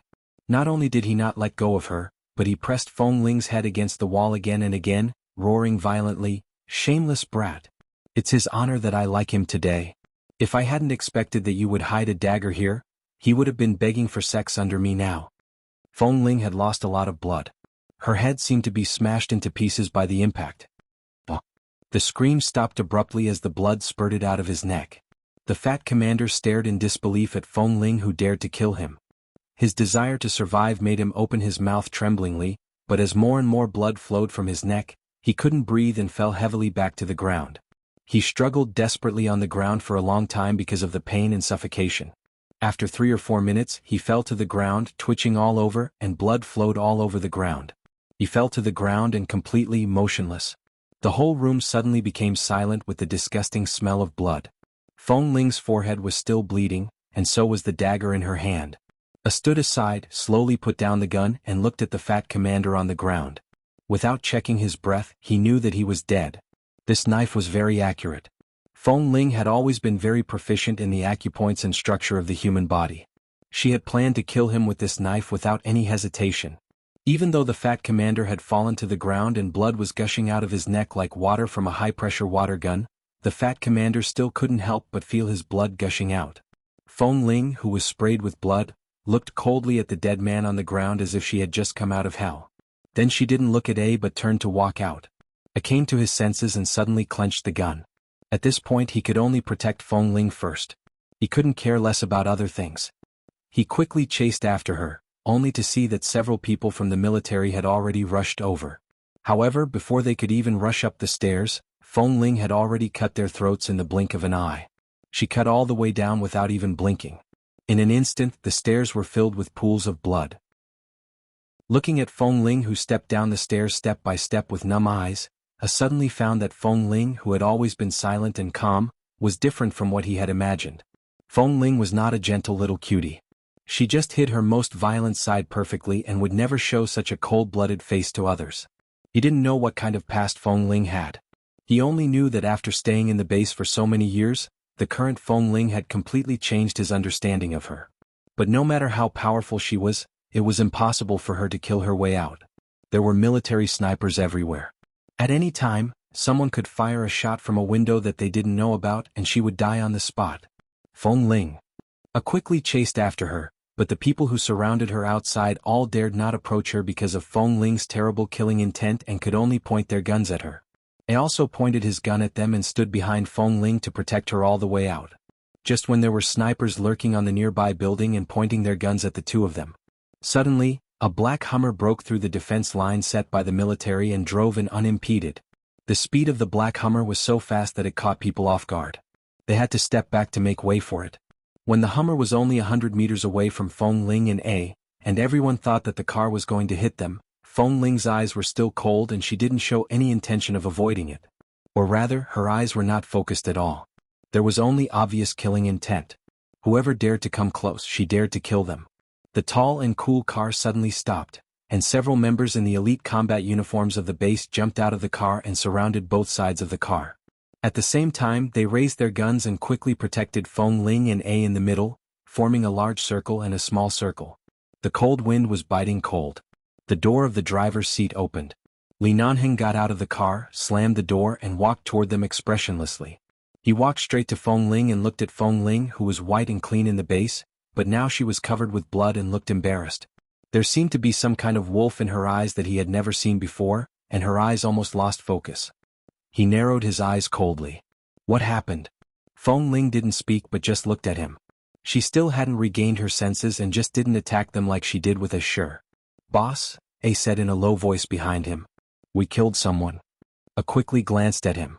There was no blood on his body, but the dagger on Feng Ling's body and hand was clear evidence of murder. He immediately knew that the Wei in A's mouth was probably only Feng Ling. Who did you kill? Li Nanheng was still looking at Feng Ling. A answered, Commander. Even when he heard that the person who was killed was the commander, Li Nanheng didn't frown but asked coldly, why? A glanced at Feng Ling, who was covered in blood. These bastards drugged Feng Ling. She was almost... Li Nanheng's ink-black eyes were instantly filled with a trace of coldness. He looked coldly at Feng Ling's torn coat and collar and was about to pull out the dagger in her hand, but Feng Ling instantly took a step back with bloodshot eyes and avoided his hand. Li Nanheng looked at her defensive movements and then at her completely different expression. To prevent her from hurting herself, he said indifferently, Feng Ling, give me the knife. Asking for monthly votes. Chapter 921. Seeing that she didn't move, Li Nanheng asked coldly, Feng Ling, who am I? She didn't answer, but it was clear that if she hadn't recognized him as Li Nanheng, she would have also tried to kill him. She recognized him, but she obviously didn't want to. Li Nanheng stared at her, and his eyes suddenly turned cold. Feng Ling didn't move. Li Nanheng reached out again. Instead of grabbing the knife, he reached out to her. I'm here. Don't be afraid. Give me the knife first, in? It was not difficult to see that she was greatly stimulated. Her eyes were full of scarlet and distrust for everyone, including him. You've already killed someone. Aren't you calm enough? Li Nanheng said coldly. If you haven't calmed down, go back to the car and calm down alone. Give me the knife. I'll deal with it. Feng Ling held the knife in her hand tightly, and the wariness in her eyes intensified. Li Nanheng looked at her. Seeing that she still refused to take a step forward, he simply approached her. When the wariness in her eyes increased sharply, he said indifferently, I won't hurt you. Now that such a situation has happened, I won't blame you for what you did, and I can understand that you just wanted to protect yourself. Leave it to me, but you must give me the knife first. You can't carry a sharp weapon with you. Otherwise, in such an irrational situation, even if she didn't kill someone, she was likely to hurt herself. Feng Ling's eyes flickered and she looked at him doubtfully. Seeing a sign of hesitation in her eyes, Li Nanheng approached again and signaled her to give him the knife with his eyes. Just as Feng Ling raised her hand and was about to put the knife into his hand, she suddenly paused and regretted it. She was about to withdraw her hand, but Li Nanheng suddenly took this opportunity to hold her wrist and twisted it hard, and the knife in her hand instantly fell to the ground. Alarm bells rang in her heart. She hurriedly struggled to fight back, but the man's gaze turned cold. Under her irrational struggle, he raised his hand and hit the most vulnerable part of her neck. In an instant, the girl, covered in blood and in a sorry state, fell weakly into his arms. Seeing that Feng Ling was knocked unconscious by Boss Li, A was shocked. Boss you, Li Nanheng held the person in his arms and casually took off his coat to cover her. He looked at her coldly. Help her into the car and wait for me in the car. Ah hurriedly went to pick up Feng Ling, who had lost consciousness, and turned to look at him. Li Nanheng had already ordered the others to follow him in. Then, 3 more cars from the base rushed in, and more than a dozen people got out of the cars to protect Ah and Feng Ling. Until Ah safely sent Feng Ling into the car, no one could approach. As soon as Li Nanheng walked in, he saw Danny Ken and the other military leaders surrounding the room with shocked expressions. From afar, he could smell the thick stench of blood wafting from the room. Danny Ken and the others were indeed very shocked, and this shock was not fake. No one could have expected that handing over a brat from the base to the commander with the intention of showing filial respect to the commander would end up taking his life. As a result, this was equivalent to ruining the future of a large group of people. After all, even if the blame was on the base, they, as the commander's subordinates, had many private connections with him. Now that the commander was dead, they did not know what to do in the future. Boss. One of the elites from the base followed behind him and said in a low voice, "Earlier, I saw several people leave. From their gaze, they seem to be planning to do something, but I don't know what exactly they are going to do." Li Nanheng glanced at the corner of the corridor. "Follow them. They are probably going to destroy the surveillance footage. Bring the surveillance footage over. Don't give them a chance to do so." The people behind him nodded. In order to not attract too much attention, they acted alone. "Mr. Li." Daniken turned back to see the expressionless Li Nanheng walking in. He did not expect Li Nanheng to come at a time like this. Instantly, he could not contain his agitation and rushed forward to reason with him. However, Li Nanheng coldly glanced at him. "Where is he?" "Inside." Daniken said angrily. "Your subordinates are really audacious. They even dared to kill our commander. Is she not afraid that the entire military will put a bounty on her? Or is she relying on the protection of the higher-ups to commit murder? Whether it is murder or reasonable self-defense, we can only make a conclusion after we understand the truth. Right now, your anxious expression shows that you are feeling guilty. What are you trying to hide?" Li Nanheng coldly glanced at him. "Get out of the way." Daniken's originally enraged expression froze for a moment. Then he became even more enraged. His gaze was cold and vicious. "Let me tell you, the commander's life is enough to destroy your entire base. Even at this time, you still dare to spout nonsense here. The commander has already been killed by you. Do you think she can grow wings on her back and fly out of the military base?" The surrounding people looked at Li Nanheng's handsome and cold face. Although they could not tell what he was thinking, they instinctively felt that since this person dared to walk in, he was definitely more dangerous than the brat who had killed earlier. The crowd all took a step back. Daniken was still enraged. He pointed at the door behind him that reeked of blood and said coldly and angrily, "Let me tell you, calling your people over to the military base is already showing respect to your base. The results of the competition have yet to be decided. You've only been here for a few days, yet you dare to kill someone in the military base. If Feng Ling and A can walk out of here alive today, my name will fall." Before he could finish his words, he was pushed aside by the people behind Li Nanheng. Li Nanheng did not even bother to look at him. After the obstacle before him was removed, he directly walked in. Daniken staggered from the push and almost slammed into the wall. He was filled with disbelief and anger as he turned to look at Li Nanheng and the elite members of the base behind him. He cursed under his breath and hurriedly followed them in. Daniken looked at the imposing and noble figure standing before the corpse of the fat commander and immediately approached with large strides. "Mr. Li, if you're a reasonable person, then let's reason with each other. No matter what happens, we can't kill people in the military base.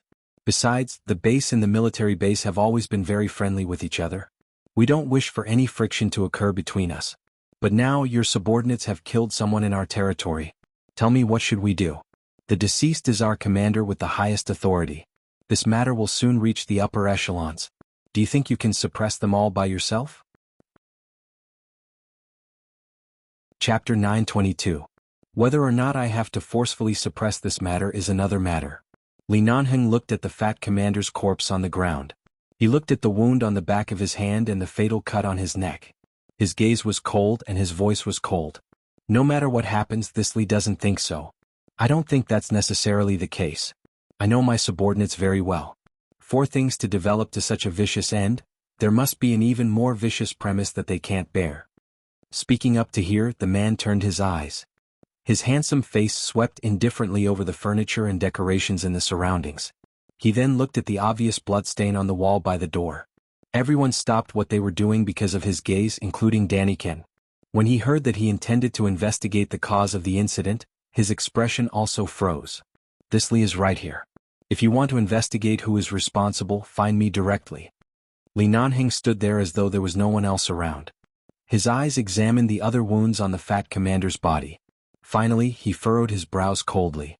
To be killed by Feng Ling with a single stab, to provoke Feng Ling to the point where she almost lost her rationality, the treatment she suffered earlier was definitely not as simple as being drugged. She knew how to restrain her emotions too well. There must be a reason for her to be provoked to such an extent. Li Nanheng turned his head and swept another glance at the blood stain on the wall. The blood stain seemed to be caused by someone's head being knocked against the wall. He recalled the blood on Feng Ling's forehead earlier. His gaze abruptly turned coldly to Daniken, whose eyes were currently somewhat evasive. If there is a reason for this matter and the reason lies with your military, then we will do as you say. We will reason with reason and evidence. We will carefully investigate just what exactly is the reason for provoking these two people who have always been quiet and never stirring up trouble in our base to such an extent. If the entire reason lies with my people, don't worry, this Lee will definitely not let them off lightly. Daniken's expression was cold. What you mean is, even if the problem lies with your two subordinates, you don't intend to leave them here for us to deal with, or do you intend to take them away? Feng Ling and A are both members of my base. Since they have committed crimes, I should be the one to personally bring them to surrender or be punished. I'll deal with them as they should. Otherwise, you should tell the whole truth no matter where you are. You definitely can't let those who have done wrong go, but from your attitude it seems like you want to keep them here. What, you want to execute them in a military area? Li Nanheng's tone was neither high nor low, and there was not the slightest hint of arrogance. However, his aura was not weak either. His attitude was completely calm and no one could find any fault with it. Instead, it seemed that Daniken was a little too angry and impatient. The contrast between true guilt and calmness couldn't be more obvious. How do you want to investigate the truth? Now, our commander is dead here and your men are planning to charge out unscathed. The truth is right before our eyes. Wrong, I'm afraid you've misunderstood the words completely unscathed. Li Nanheng glanced at him mildly. The wound on Feng Ling's head and the fact that he seems to have been drugged and is in a delirious state, is this completely unharmed? Daniken was instantly speechless. Although the other members of the military who didn't understand the situation were on their side, when they heard this, the room fell silent for half a minute. Everyone looked at each other, their expressions subtle. Could it be that the commander had his eyes on the people of the base? Did he end up like this because of their resistance? If this was truly the reason, and if the person in charge of the base insisted on investigating, then the outcome of this matter was really hard to say. In an instant, no one dared to speak. Instead, they all secretly glanced toward Daniken. Daniken's expression was ugly as well. He had never imagined that offering Feng Ling to the commander would end up costing the commander's life. He was already unable to bear the consequences. If this matter was discovered, his future would be completely ruined. Seeing his clearly unstable expression, Li Nanheng stood there and narrowed his eyes dangerously. The easiest way to deal with this kind of sudden murder scene without any warning or motive is to check the surveillance footage and see what exactly happened in this room in the past half an hour. Daniken instantly sneered coldly. You think you can check the surveillance footage just because you want to? This room is something that our military very sincerely allowed Feng Ling and Ah to stay in. Since they are staying here, how could we possibly place surveillance footage in this room? Not only will this appear very insincere, it will also violate the privacy of your base members. Even if you go to the surveillance room, it will be the same. They won't be able to take out the surveillance footage in this room. Is that so? Li Nanheng curved his lips and sneered. Daniken stood there and continued to put on an act. He sighed and said, although we also wish to know what exactly happened in this room, we can't conclude that Feng Ling was drugged just based on a few words of yours, Mr. Li. You said that he was injured, but I think it's possible that our commander injured him in self-defense. Right now, your base has no evidence and you're still trying to deny it to a dead person. The person is lying right in front of you. How else do you want to deny it? Boss. All of a sudden, the sound of hurried footsteps came from outside. An elite member of the base who had rushed to the military surveillance room rushed in with a disc in his hand. When no one expected him to do so, he wrapped up the laptop he had just taken from the car, opened it and inserted the disc into it. Daniken saw this action and immediately turned to look at the few people who had also rushed in. He saw that they were the people he had sent to destroy the surveillance footage. From their expressions, it was clear that the base's people had rushed in first. Just as he was about to speak, he discovered that the base's people had actually called over a leader who was even more powerful than the commander. The leader had just arrived after hearing the news. When he saw the corpse on the ground, he immediately frowned. At the same time, he turned to look at Li Nanheng's cold expression and the surveillance footage that was being played on the laptop. The computer screen instantly displayed the high-definition surveillance footage. However, it was clear that Feng Ling and Ah both knew that there might be surveillance footage in this room. Thus, when they entered the door to change, they had brought their clothes into the bedroom to change and were not captured. And the entire incident happened in the living room that was under surveillance. From when Feng Ling changed her clothes and entered the room to drink water, to when she noticed that the water was strange and kept checking the water bottle in her hand, to when the fat commander suddenly barged in, to when the two of them got into a verbal argument, to when Feng Ling staggered unsteadily and the fat commander suddenly pounced on her and pressed her down on the sofa. Chapter 923. Following that, scene after scene of what had just happened in this room unfolded before everyone's eyes. It included Feng Ling's agitated attempt to kill the commander, only to be stopped by A, who had rushed in. Then Feng Ling gave up on killing him and turned to leave, only to be grabbed by the commander's hair and slammed against the wall. Finally, the fat commander grabbed Feng Ling's head with one hand and pointed his gun at A's head with the other. Such a scene caused Daniken's expression to freeze. He turned to look at the leader who had watched the entire scene. He saw the leader's furrowed brows and his face instantly turned ashen. Feng Ling, who had maintained her rationality and was planning to leave, was completely enraged by the fat commander.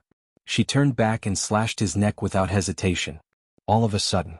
No one knew why, but the air in the room seemed to have suddenly frozen. Daniken turned to look at Li Nanheng. That handsome and extraordinary face was covered with an unprecedented coldness.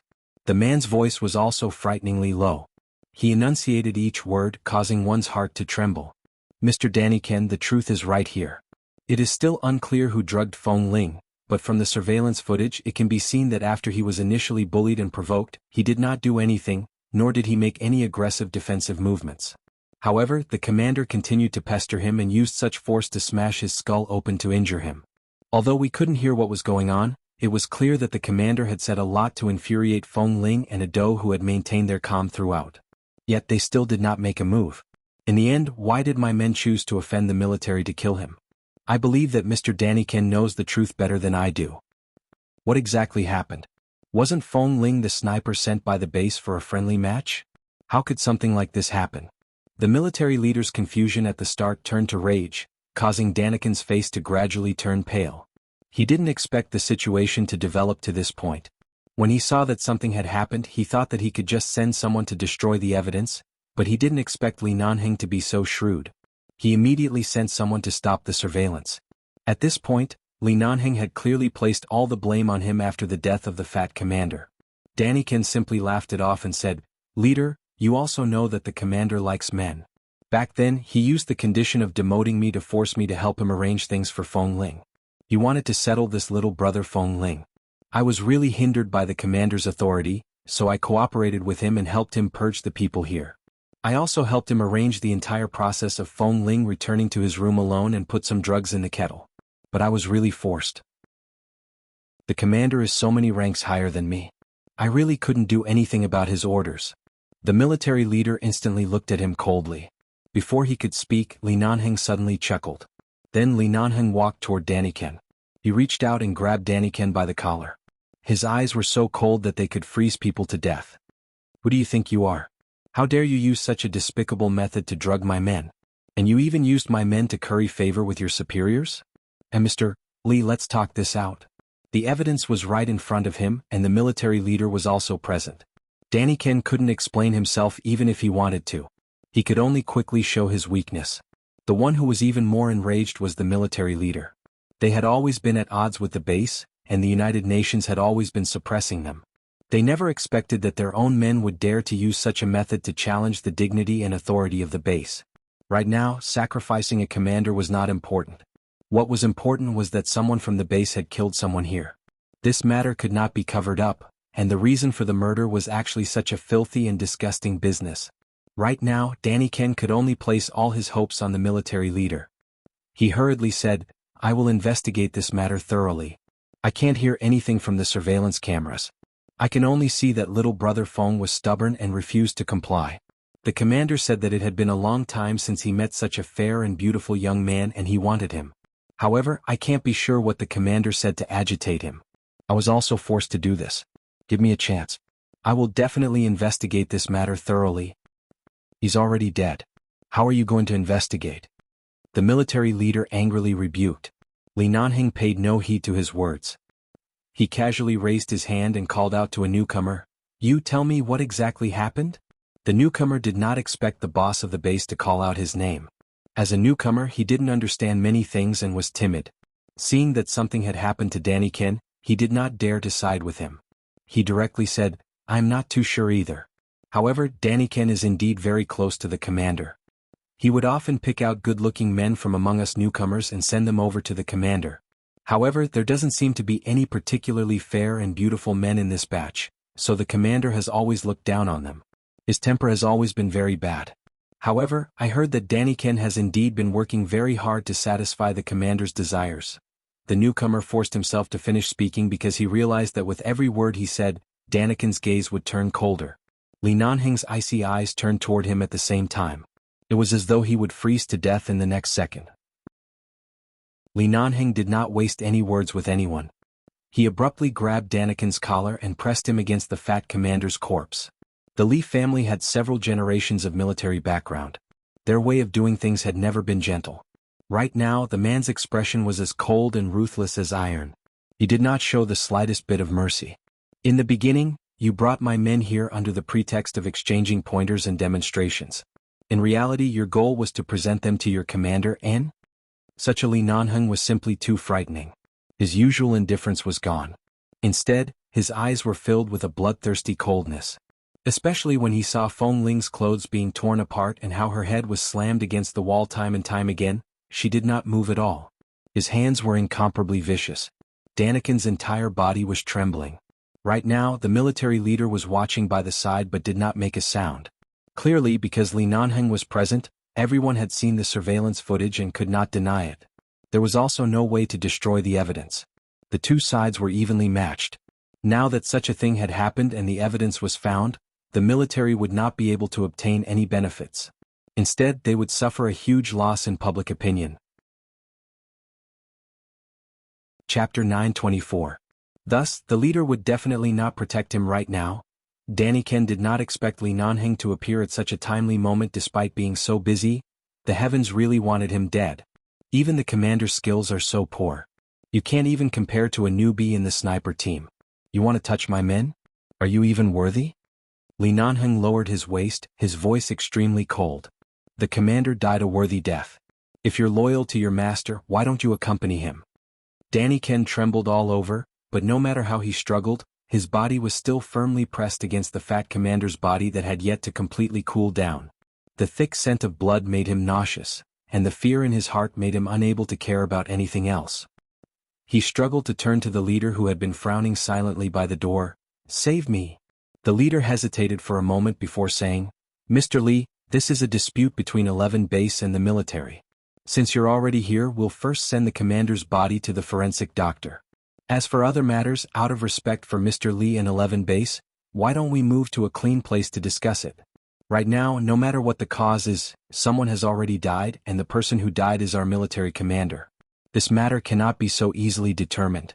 We still need more time. Of course there is no right or wrong. It is only self-defense," Li Nanheng replied coldly. Everyone in the room did not dare to make a sound. The leader frowned at Li Nanheng's reasonable and clear attitude that he would not allow Feng Ling to bear the responsibility for the murder. "But our commander was killed by a member of your base just like that. Are we just going to let this matter rest? Do you think it is so simple to kill someone in a military base?" Li Nanheng did not turn back.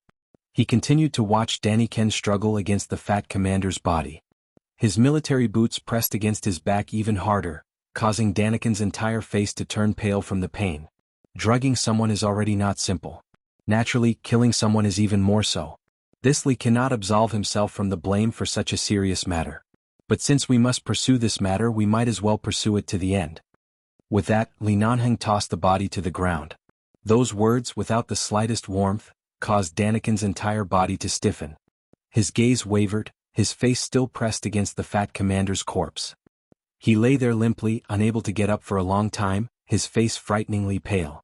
What Li Nanheng meant was that not only would he not deliberately hide the fact that Feng Ling killed people, but he was also happy to cooperate with them to continue to blow up this matter. In the end, the so-called investigation to the end was to find out all the truth, including many things that had been hidden within the military for so many years.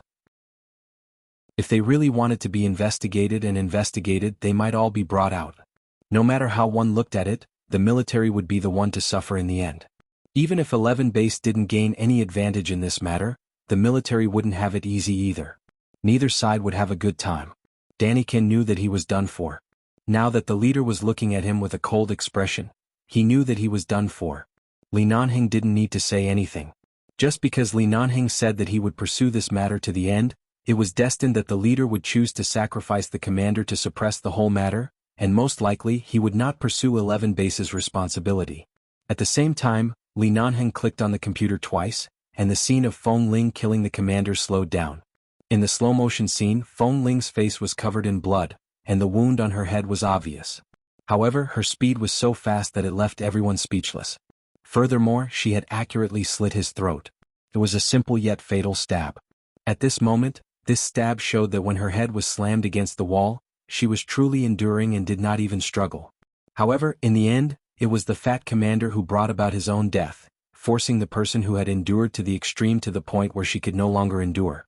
Looking at this kind of hand speed and such precise control over all the organs of the human body, every single person present, regardless of whether they were members of the military or the elites of 11 Base, was stunned. What followed was an uproar of disbelief. Who would have thought that a new member of the sniper team who had just joined their base for a few years would have such beautiful skills? Even this kind of hand speed that was impossible for ordinary humans to achieve was so easy for her. This kind of speed was as though she was born with the sharpness and speed of a certain wolf. No one could compare to her. Everyone instantly fell silent. Li Nanheng appeared to be someone who cherished talent. If his subordinates were wronged, he would definitely not sit idly by. Right now, the person who was wronged was the member with the most potential in 11 Base's sniper team. It was reasonable for him to protect her with all his might. After watching the slow-motion scene, Li Nanheng strode out. No one dared to block his extremely cold back. Not to mention Danny Ken, who was on the ground. Even the leader standing by the door paled slightly. He then turned to look at the corpse on the ground. Thinking about how this new member of 11 Base was already so terrifying, if there was a day when the military really clashed with 11 Base, it was really uncertain who would emerge victorious. With the current situation of the United Nations unclear, the military could not act on their own. If they really clashed with 11 Base directly, especially Li Nanheng. The Li family behind him seemed to have broken away from the military's jurisdiction and was doing business outside, but regardless of whether it was business or political power, the Li family was still in their hands. It was said that the Li family even had many connections with the military through marriage. If the Li and Feng families joined together, it would definitely have a significant impact on the American business circle. It would also be a considerable blow to the military. On this point, if Danny Ken and the commander had not been blinded by their own selfishness, they definitely would not have dared to act against the people of 11 Base like this. Right now, it was not about the members of 11 Base killing people here. They could only use the fact that the commander was already dead to appease 11 Base's anger. Otherwise, everything would be very difficult. And that surveillance video just now. Not only would Li Nanheng be angry, even he would be angry. What was wrong with their brains? Usually, if they liked someone in the military, if they could really convince them, they could do whatever they wanted. But now, these two idiots actually extended their hands to the 11 Base that they could not afford to provoke. Wasn't this causing trouble for the military for no reason? No one spoke in the corridor. Li Nanheng's expression was cold and his footsteps were slow. He walked forward expressionlessly in front of every member of the military who had their guns pointed at him. The several elite team members following behind him were also fearless. Even if these people were given 100 guts, they would definitely not dare to open fire. They stood by the side and wanted to use their connections to intimidate others. Did they not know how guilty their master was right now? If they dared to open fire on them, no one would be able to bear the responsibility. Chapter 925.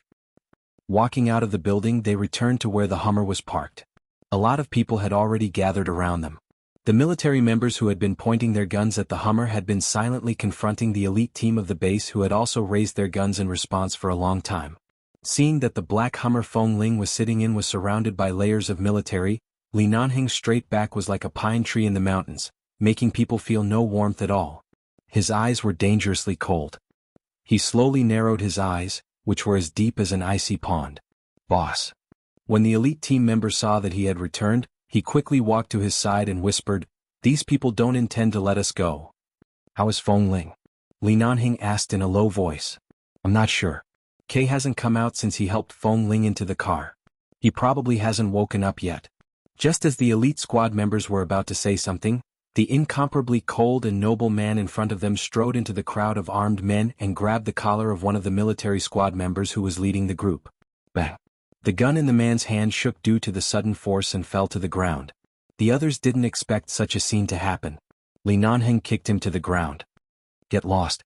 Just at the moment when the military members glared at him, the big leader who hurried over from behind also appeared. Seeing that the big leader didn't seem to have any intention of stopping them, he knew that the people of 11 Base must be released safely today. None of them could be detained. But just now they heard that it was 11 Base who killed their commander. In this case, how could they let him go? Li Nanheng tossed the phone to an elite team member. Contact the United Nations Department of Justice and relevant lawyers. Ask them to come and investigate this case. If necessary, 11 Base and Feng Ling will fully cooperate with the investigation. Right now, Feng Ling is seriously injured. 11 Base will bring her back for treatment. She is in our hands and won't go missing. Under the muzzles of the military members, the black Hummer sped away without hesitation, raising a cloud of dust on the ground. The choking of the black Hummer almost made the military members cry. They looked in disbelief at the cars that took the people away so easily. In the car, the blood on Feng Ling's face and hands had been wiped clean by Kay with a wet tissue, but the wound on her forehead was very obvious. There was even some blood oozing out of the wound. Although it was not much, it could be seen that it was very serious. Feng Ling had been unconscious. Kay was a little worried and turned to look at Li Nanheng, who threw the lighter forward after sitting in the car and didn't speak again. Boss. Kay knew that even if he didn't know how Boss protected them this time, he must be very angry. After all, it was really not a small matter to kill someone in the military area. It was already a miracle that he successfully brought them out of the military area. When Kay spoke, his voice was a little apologetic. I'm really sorry, boss. We didn't expect things to turn out like this. These days, Feng Ling has been in front of me, but I didn't expect that such a big thing would happen when she went back to her room to change clothes. No need to explain. I've seen the surveillance footage. Li Nanheng didn't look back, but his voice was cold. Kay paused. Then boss, you should know that Feng Ling was also forced to do something. In the beginning she actually didn't. I know. Li Nanheng turned back and looked indifferently at Feng Ling, who was leaning against the back seat with her eyes closed and hadn't woken up yet. Glancing at the wound on her forehead, Li Nanheng picked up his cell phone and called Qin Sighting, who was in the United States these days. Without any nonsense, he just said coldly, Los Angeles 99 Fansby Avenue 10th floor, come over in half an hour. Bring the medical kit. With that, he directly hung up the phone. Kay didn't know where this 99 Fansby was, but he usually didn't have much contact with Boss Lee. In the base, Boss Lee never told anyone about him, so he could only guess that it was Boss Lee's private residence. However, in this situation, Feng Ling really couldn't directly return to the base, and it was not good to go to the hospital. It was best to ask a familiar doctor to treat Feng Ling's wound. Kay turned to look at Feng Ling, who had been unconscious. If that fat commander smashed her head a few more times, her skull would really crack. I've never seen such a crazy person. But boss, she has been unconscious for a long time. She should be fine, right? If she is, she won't have the strength to kill people and rush out. Li Nanheng's voice was low and cold. He didn't seem to be overly concerned. He just said lightly, I hit the back of her neck very hard so she can't wake up for the time being. Let her calm down while she is unconscious. Otherwise, can you suppress her with that indifferent gaze of hers just now? Kay immediately fell silent. Just now, Feng Ling's gaze was indeed very unusual. It was as if she had changed into another person. If she did not have any mental illness, it could only mean that she was the real her. It was just that she had been hiding under the gentle and quiet surface, but in the end, she was still provoked by the fat commander. Such a thin body had such a terrible explosive force, like a bloodthirsty wolf in the jungle. Kay sighed, picked up a wet tissue to wipe the blood on Feng Ling's ear, and then looked at her clothes. Boss, I won't wipe the blood on Feng Ling's body. I don't know if she had any other injuries before I went in. The doctor you called must give her a thorough examination. Li Nanheng didn't respond but looked through the rearview mirror at Feng Ling, who had been quietly leaning against the car door. He recalled the look she had given him just now. He still remembered that glimpse in the sauna room of the orphanage. At that time, he couldn't see her face clearly and could only see her eyes, which were half blocked by the short bangs on her forehead. Just like that gaze just now, it was cold as if there was no human emotion, only a kind of anger and instinct to escape. What kind of experience could make a 13-year-old girl have such a gaze? When they arrived at the apartment of 99 Fansby Avenue, the car stopped downstairs. Li Nanheng asked the others to get out of the car, and he personally opened the back door and carried the unconscious Feng Ling out. Kay and the others watched by the side. No one dared to speak, nor did they dare to follow in. Until Li Nanheng carried Feng Ling into the door of the apartment, they looked at each other outside the door. This place was Boss's own residence. Boss directly carried Feng Ling into his place. Chapter 926. Feng Ling remained unconscious the entire way. Li Nanheng carried her into the condo and placed her on the bed. He was about to take off all her blood-stained clothes, but when he unbuttoned her coat, he caught a glimpse of her slightly open blouse. He hesitated for a moment and only took off her coat. He could see the outline of the chest-wrapping cloth hidden under the thin blouse. Although the outline of the cloth wasn't obvious, those who didn't know what it was would only think it was another piece of clothing. Thankfully, it was only her jacket that was stained with blood. The rest of her body was relatively clean. He reached out and unbuttoned her shirt one by one. Originally, he planned to untie her chest cloth so that she could breathe more easily. However, when he unbuttoned her shirt, he saw the white cloth wrapped tightly around her body and paused. Knowing she was a woman was one thing. Seeing the chest wrapping around her body and seeing the truth of the matter was another matter. The man was silent for a moment. He turned back to wash a towel and wiped her face, neck and hands again. After confirming that the sticky blood on her body was gone, he pulled down her pants. The young girl's legs were slender and white, straight like jade. Without the disguise that she usually wore, she just lay there quietly. Because of the medicinal effect in her body was boiling hot, and if he were to accidentally touch her, he would feel a scalding sensation. Li Nanheng took the blood-stained trousers and walked out. He threw them away, picked up his cell phone and dialed a number. "Xiao Su, bring me a set of Feng Ling's combat uniform. It has to be exactly the same as what she is wearing now." Xiao Su was a little confused. Oh, okay. Exactly the same. Why does it have to be exactly the same? What is the emphasis point of the exact same? But since boss said so, Xiao Su could only hurry to find it. He remembered that the clothes Feng Ling wore seemed to be the autumn uniforms of 11 base. She should have several.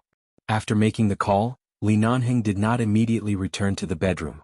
Instead, he picked up the lighter on the coffee table, tilted his head and lit a cigarette. As the white smoke lingered, the feeling of abstinence became stronger. The room was very quiet. Feng Ling was unconscious in the bedroom, and Li Nanheng was smoking in the living room. Time passed bit by bit until Xiao Su hurriedly brought the clothes over. Li Nanheng took the clothes and casually threw the blood-stained clothes he had just helped Feng Ling take off to him. "Dispose of them." Xiao Su took the clothes and realized that boss had taken off Feng Ling's clothes. But at this time no one dared to gossip. Everyone knew what had happened, so no one dared to be negligent. Xiao Su didn't say much, nodded and left with the clothes.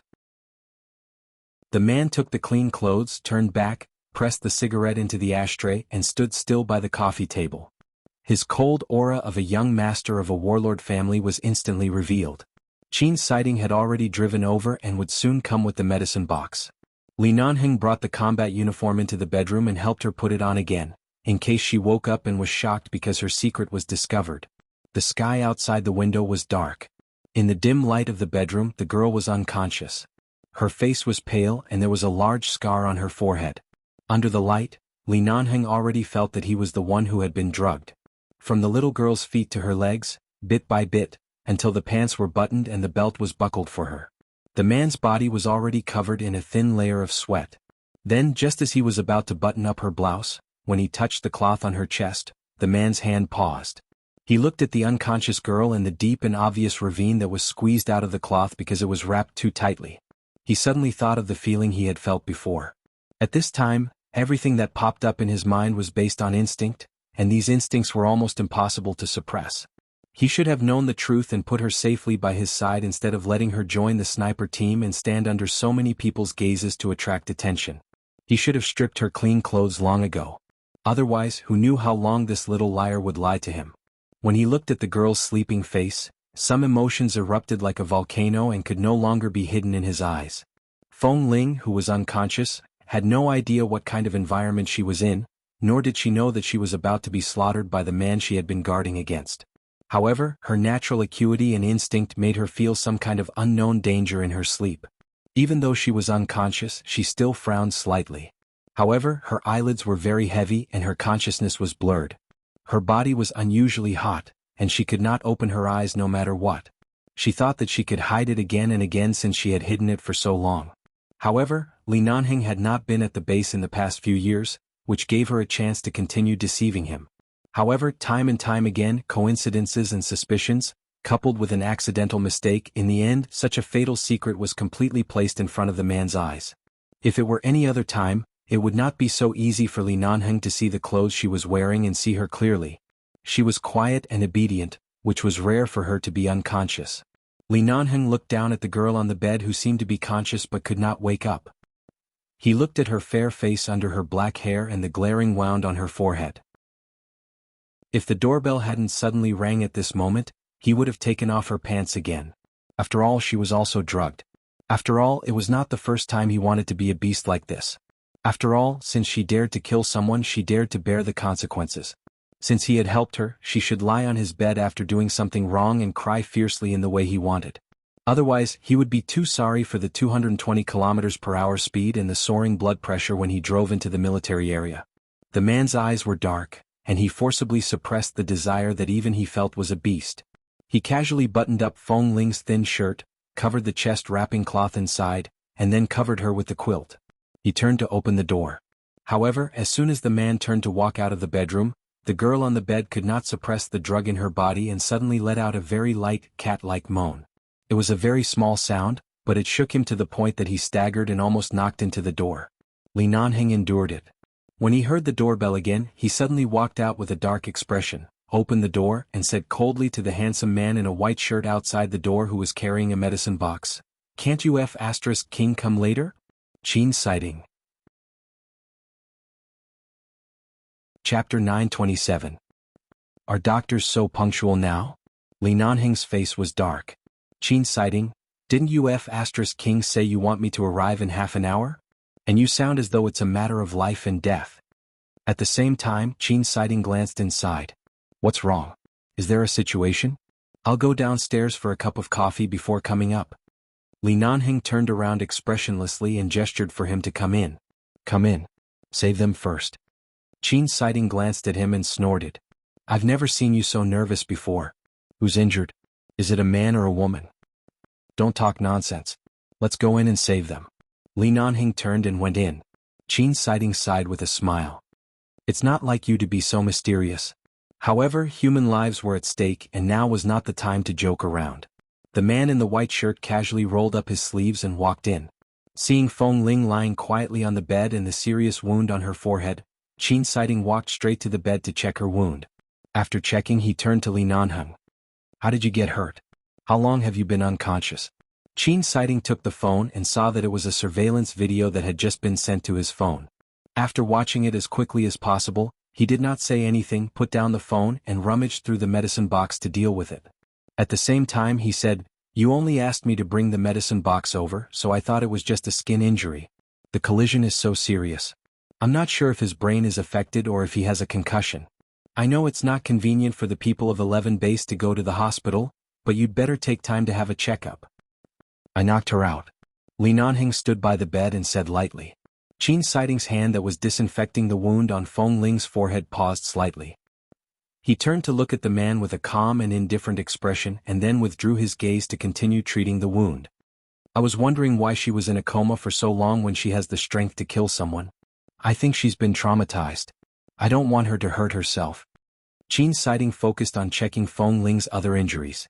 When he was about to lift the quilt, Li Nanheng glanced at his hands and said coldly, If you see anything you shouldn't see, remember to keep your mouth shut. Qin sighting paused, put the quilt back and put his hand on Feng Ling's wrist. After feeling her pulse for a while, he snorted. No wonder he has such short hair. He's clearly a young man, but no matter how I look at him, he looks like a woman. He's really a woman. Li Nanheng caught a glimpse of his action and frowned slightly. You also know how to feel the pulse? Qin sighting returned to the medicine box and picked up the medical disinfectant cotton and other medical drugs. He did not look at him. Since I've stepped into the medical world, I should understand everything that needs to be understood. For me, Chinese medicine and Western medicine are both compulsory courses. She's the heir of the Qin family, but she abandoned business to become a doctor. That woman Shiniange is really a scammer. Hearing this, Qin sighting's expression did not change at all. He continued to deal with the wound on Feng Ling's head and said, Although I'm a doctor and don't think too much about the patient's body, seeing that you don't want me to see it, I won't touch it. After I leave, remember to check if there are any other injuries on her body. I've seen the video just now.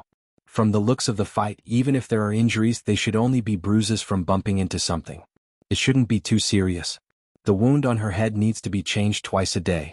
When it's time to change the dressing, I'll remind you.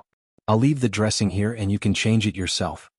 Since Shirniange left, Qin Siding, who was originally silent and distant, became even more reticent. Especially when the people around him mentioned that woman's name, he always avoided mentioning it. However, when he saw Qin Siding smear the medicine on the wound on Feng Ling's forehead and saw the large bloody wound on the wall, a desire to blow up those people in the military region surged in his heart. The commander should be thankful that he was killed by a knife. Otherwise, if he fell into his hands, who knew how he would torture him to death? After temporarily pasting the medical gauze on the wound, Qin Siding examined Feng Ling's hands and arms. There were no other obvious injuries. There was only a blood stain on her palm caused by the dagger. It was not too serious. It could be seen that although she was in a hurry, her skills were not bad. She did not injure herself too much. When disinfecting and applying medicine on the wound on her palm, Qin Siding saw a thin callus on Feng Ling's palm. From the position of the callus, he could tell that it was a member of the 11 base who held a gun all year round. After watching for a moment, he said in a low voice, "What's wrong with her? You hid her in the base? Such a beautiful girl, her hair is so short, and there are thin calluses on her hands. Is this how you treat a little girl?" Li Nanheng stood by the bed, looking down at Qin Siding's movements when he applied medicine on her, and did not explain with a dark face. When he placed Feng Ling's hand back on the bed, Qin Siding stood up, packed up the medicine box and prepared to leave. "You're leaving?"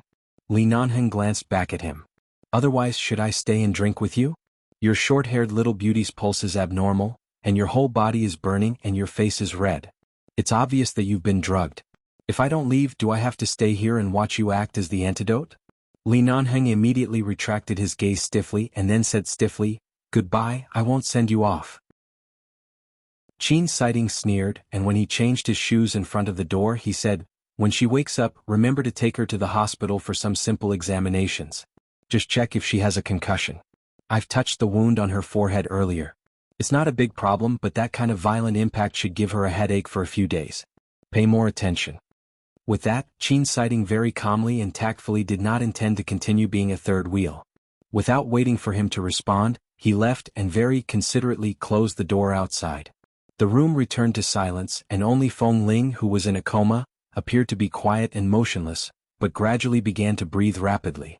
Her cheeks, which had been pale earlier, were indeed slightly red, and even her neck seemed to be suffused with a rosy color. Li Nanheng walked over, lifted the quilt, and was about to check if there were any other injuries on her body. The buttons on the girl's thin shirt were unbuttoned one by one. The man's eyes darkened, and even his breathing changed. He, who had always been calm, suddenly felt thirsty at this moment. Very, very thirsty. The light in the room was emitted from the wall lamp in front of the bed, and it was slightly dim. The man casually turned on the chandelier in the room. When the dazzling light lit up, he told himself that it was only to check her other injuries.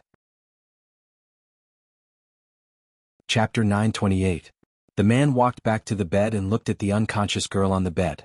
One end of the white chest wrapping cloth was lifted. Under the man's slender fingers, there was some kind of fiery desire that could not be suppressed.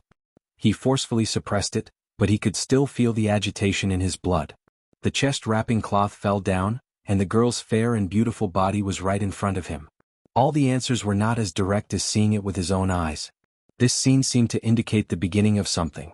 A certain kind of evil fire in his body came from all directions, drowning him, making him feel as though he was going to tear the person in front of him into pieces in the next moment. Even the agitation and heat, the long-suppressed things, were all transmitted to a point between his legs. Li Nanheng looked at the girl on the bed and raised his hand to tug at his collar. He did not see any injuries on her body, but her clean, fair and exquisite skin made it so that even though he knew he should not look at it, he still looked at it. He could not bear to shift his gaze even half an inch away. His fingers touched her waist, probably wanting to confirm that all of this was real, and slowly moved up. His fingertips passed through the white restraints that had begun to scatter and finally landed on the soft edge. Li Nanheng's eyes turned cold. Some of the memories that had been repeatedly overlapping in his mind seemed to have appeared again. This soft touch had once landed on his palm. Even though Feng Ling was unconscious, the drug in her body did not dissipate. Because such a long time had passed, the drug had accumulated in her body to the point where she could not control it. The man's fingertips brushed past, and the coldness in the air and the warmth of the man's fingers caused her body to tremble uncontrollably. The girl's voice also flowed out of her mouth. It was very low and shallow, but in this quiet room, it was slightly hoarse. It floated gently in the air, causing the atmosphere to instantly become ambiguous and confusing. Li Nanheng looked at the girl on the bed. His pair of black eyes that were like ancient wells and deep pools instantly turned as dark as ink, as deep as the sea, with a deep and dark color. Even though he knew that she couldn't take the provocation right now, this little liar's arrogance and lies made him unable to control his hands. Just like that, her fingers moved upwards according to the force she wanted. It was very light, so light that she didn't realize what was happening in her half-asleep state. However, the electric sensation made her tremble all over, and the soft moans in her mouth became more obvious. Under his fingertips, there was an indescribable smoothness and tenderness. The man's breathing became even hotter, perhaps even hotter than hers. His gaze fell inch by inch on the girl's soft short hair that was pressed against her ear. His eyes then looked at the girl's face, and he couldn't help but lower his head to place a light kiss on the other side of her forehead that wasn't injured. His fingers landed on the softest and roundest part of the girl, holding it in his palms. Even though he knew it was real, he still wondered if something made of silicone could tell whether it was real or not. Who gave her the courage to use that kind of excuse to get away with it? And at that time he actually King believed it. Feng Ling's unbuttoned clothes became even more disheveled because of the man's movements.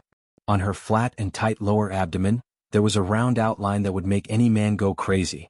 Even if it was wrapped in a chest wrap for years, it didn't affect the normal development at all. Instead, because it had been hidden all the time, and because it rarely came into direct contact with the sun, it appeared even more white and tender on the originally white skin.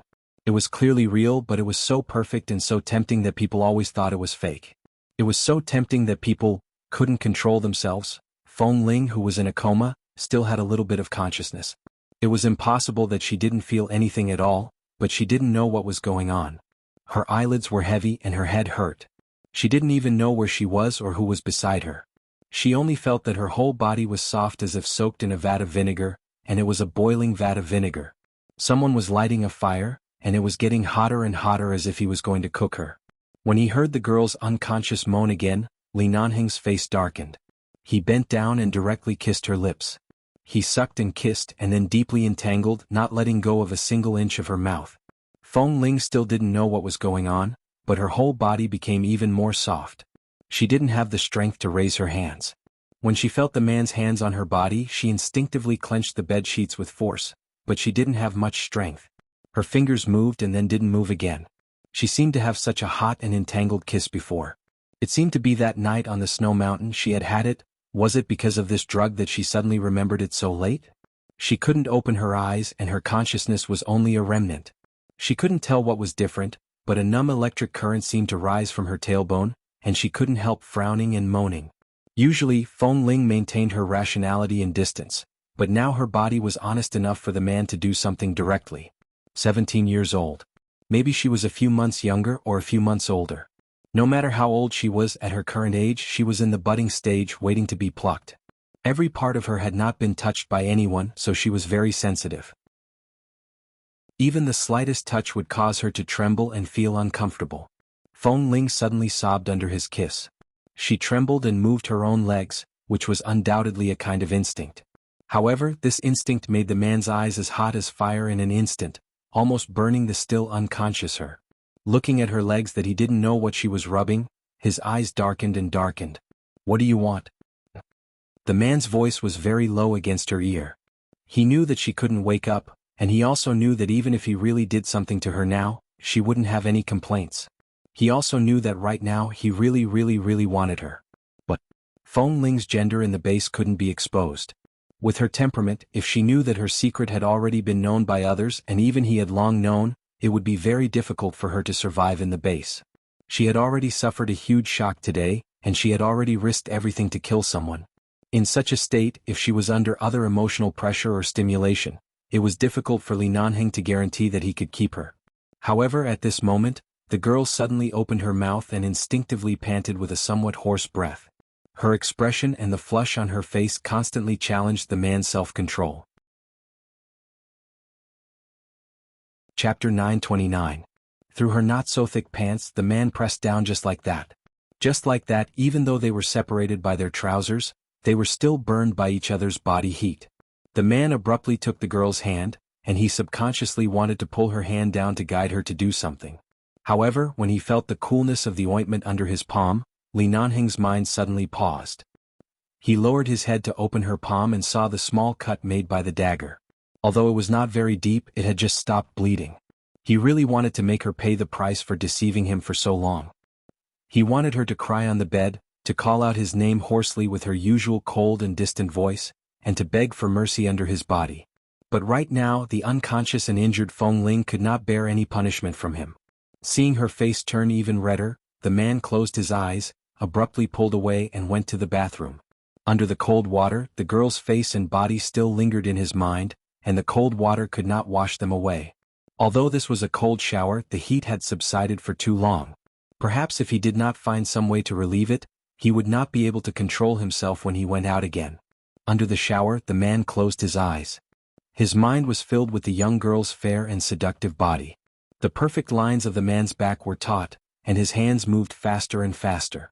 He even raised his head, and his slender neck was elongated. His entire person suddenly exuded a wild handsomeness. He recalled the time when he had forcefully grabbed her hand and touched him, and that gentle feeling enveloped him.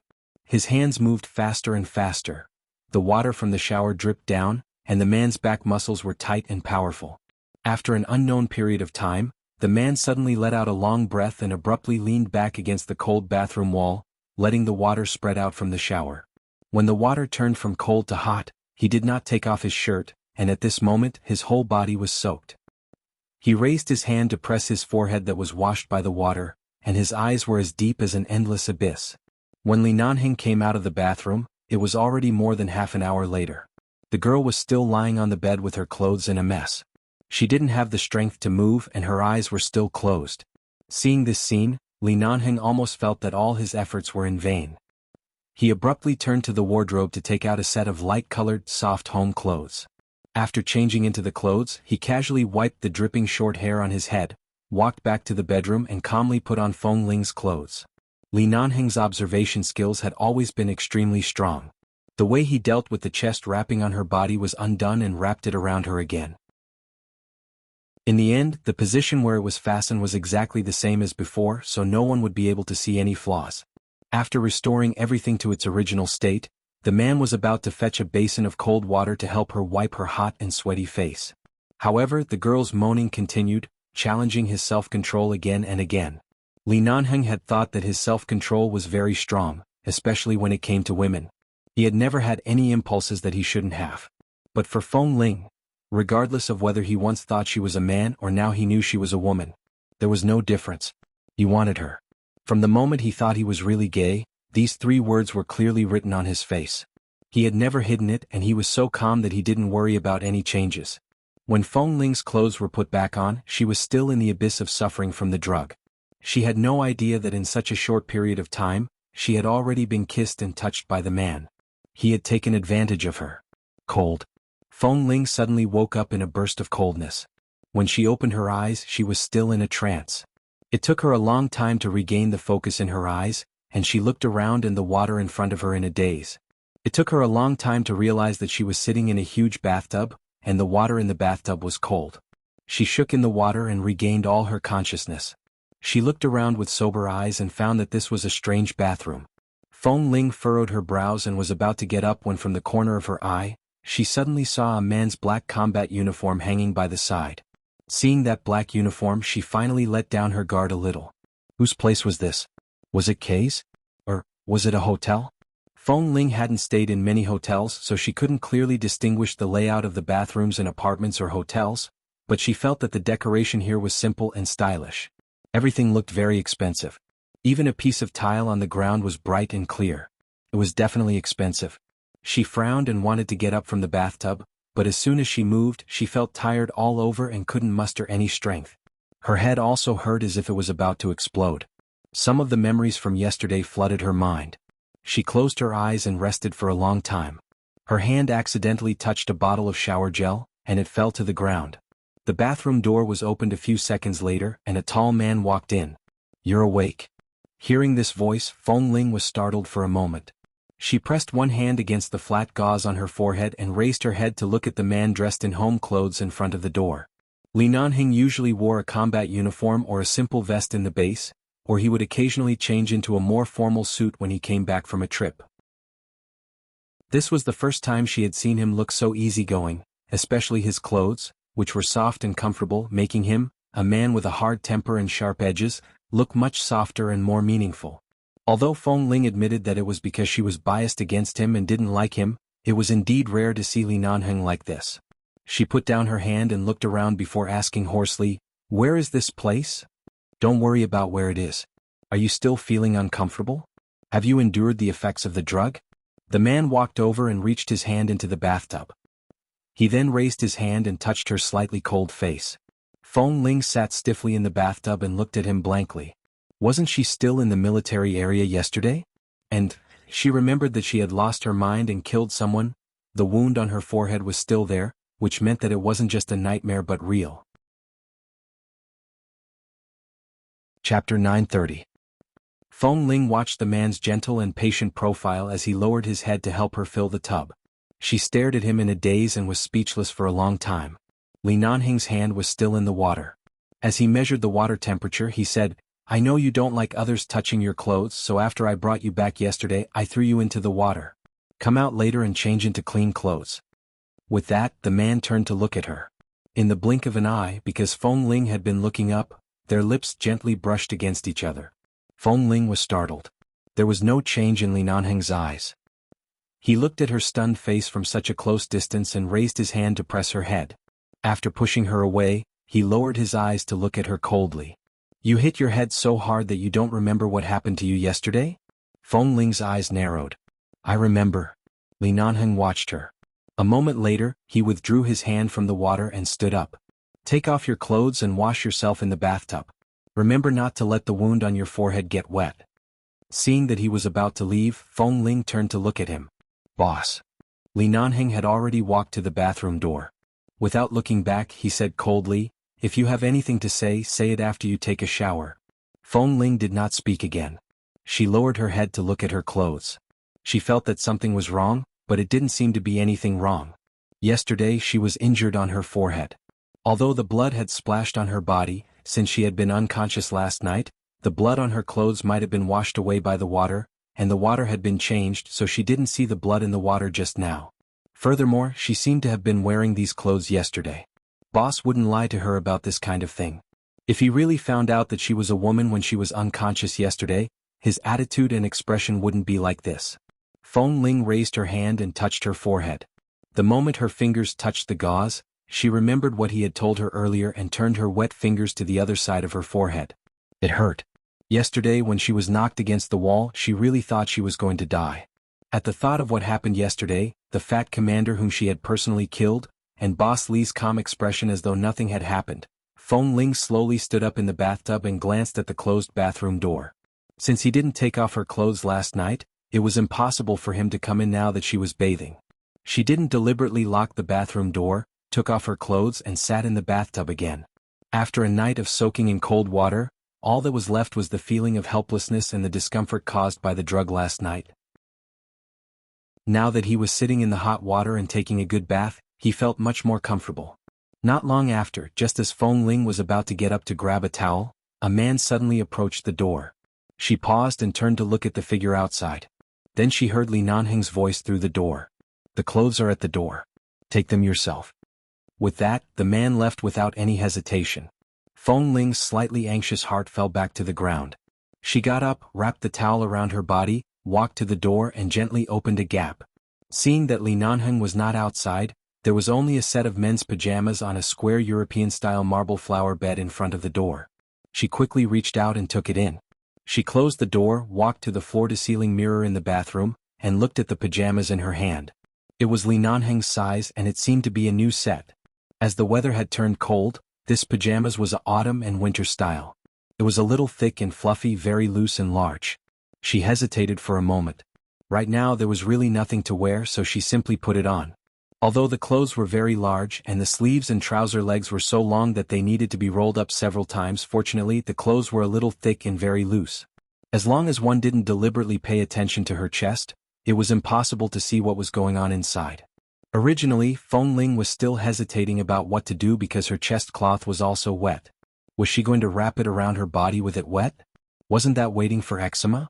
Seeing that there was no big problem with the clothes, as long as she kept a suitable distance from Boss Lee and didn't let his hand touch her through the clothes, it should be fine. And now this was not the focus. After Feng Ling put on the clothes, she wiped her hair until it was half dry and then shook her soft ear-length short hair. She didn't need to comb it at all and restored her usual clean and soft hairstyle. She put the clothes into the laundry rack, turned around and walked out. Outside the window, she saw that the sky was already bright. She didn't know what time it was, but looking at the sun outside, it should be at least 9 o'clock in the morning. Seeing Feng Ling coming out in his clothes, the home clothes that were a little loose on him were even more loose on her, and most of her shoulders and collarbone were exposed. However, because the clothes were relatively thick, the front material of the clothes would not show the outline of her body, and it was convenient for her to continue to cover up the truth that she was unwilling to tell others. Then he caught a glimpse of the girl who had just come out of the shower and looked around because she didn't know where she was, looking a little confused and at a loss. Li Nanheng sat on the sofa, holding an unlit cigarette in his hand.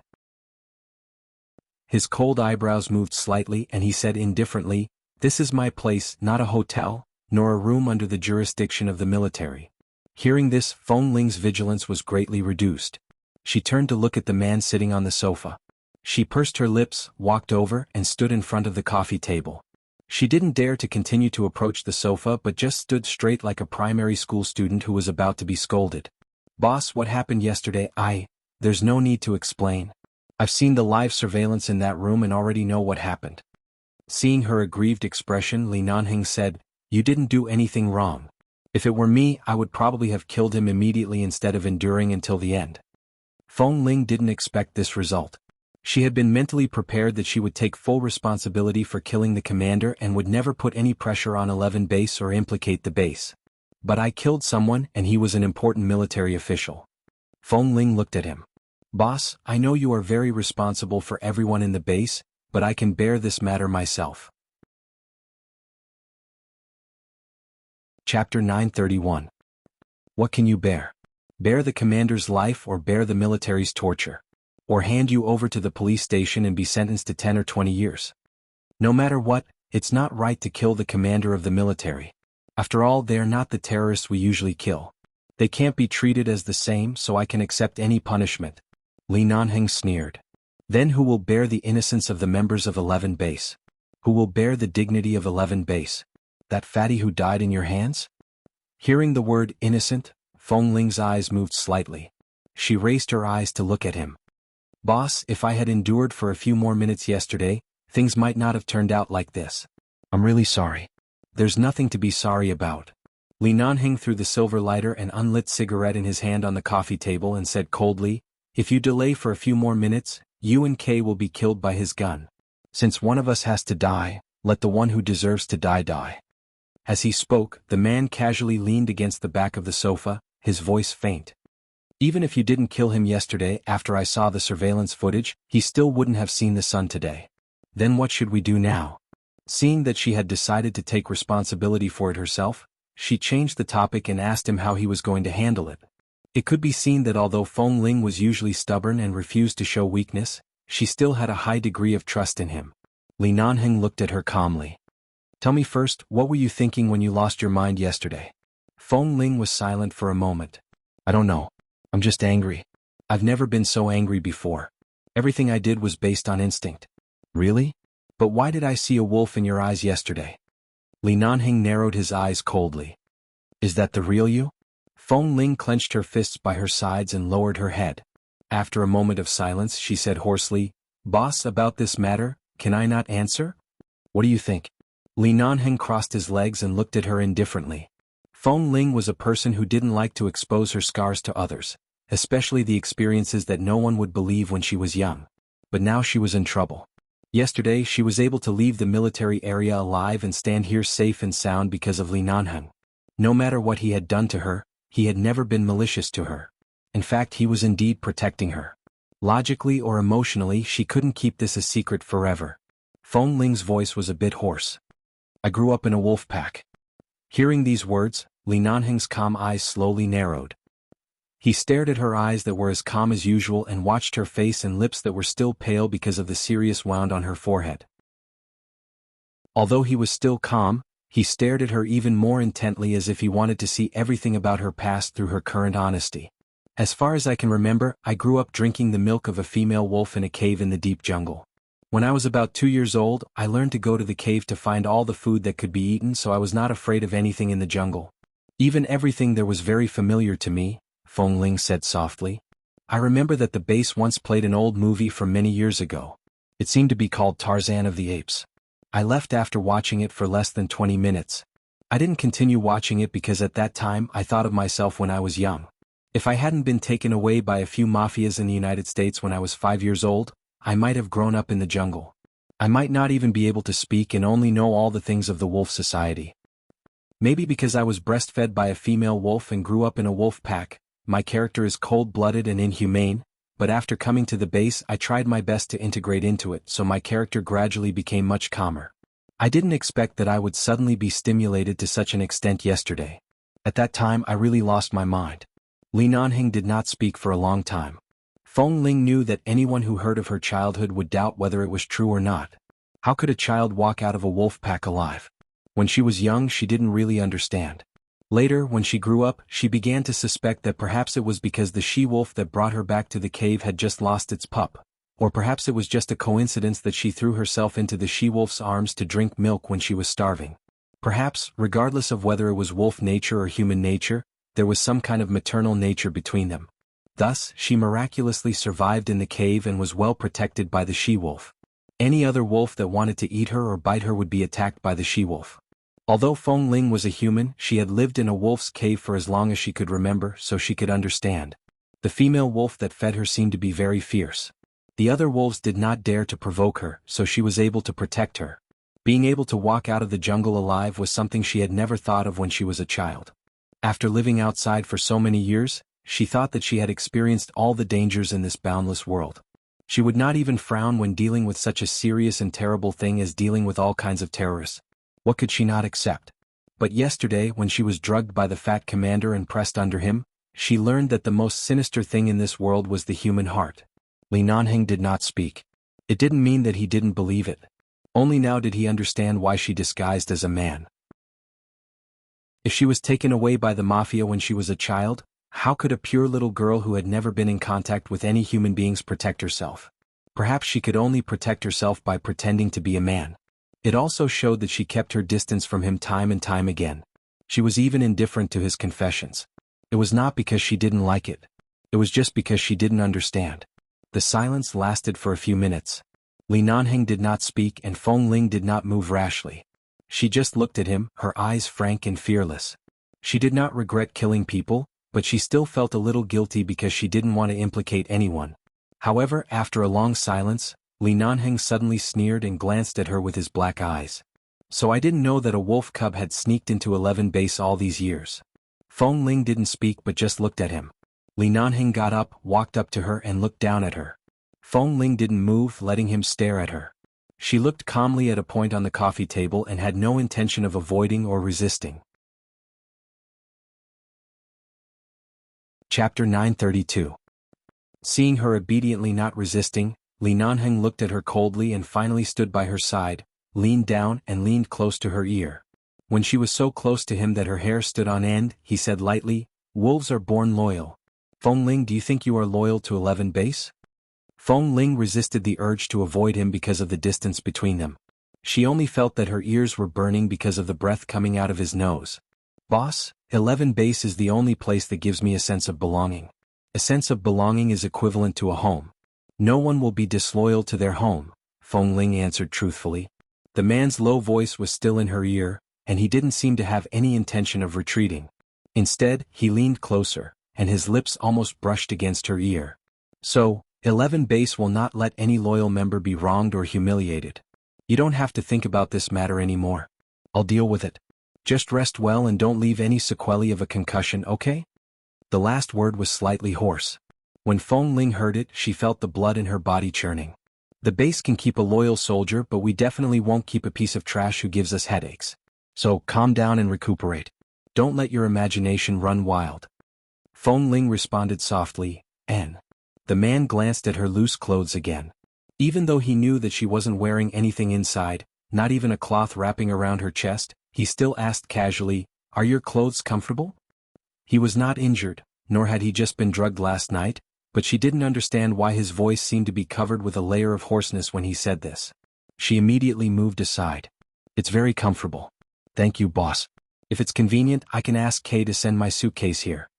She wanted the suitcase for the sake of those pieces of cloth that would get in the way. Li Nanheng didn't expose her but said indifferently, "Okay, let's recover first. I'll inform Kay later." Then Li Nanheng's phone rang. He asked Feng Ling to go back to the bedroom to rest. Feng Ling turned into the bedroom and closed the door. When she sat on the bed, she looked back at the dark blue bedsheets and quilt behind her and recalled the decoration pattern of the entire apartment when she was looking at this place. In the beginning she had thought that this was a hotel, but now she knew very well that this was Li Nanheng's residence. Not the residence in the base nor the Li family, but a place that only belonged to him. The entire apartment was a simple, low-key and tough male makeup artist. Every place was just right, and every decoration was made the best use of everything. There was nothing cumbersome about it. The bed beneath her was soft and comfortable.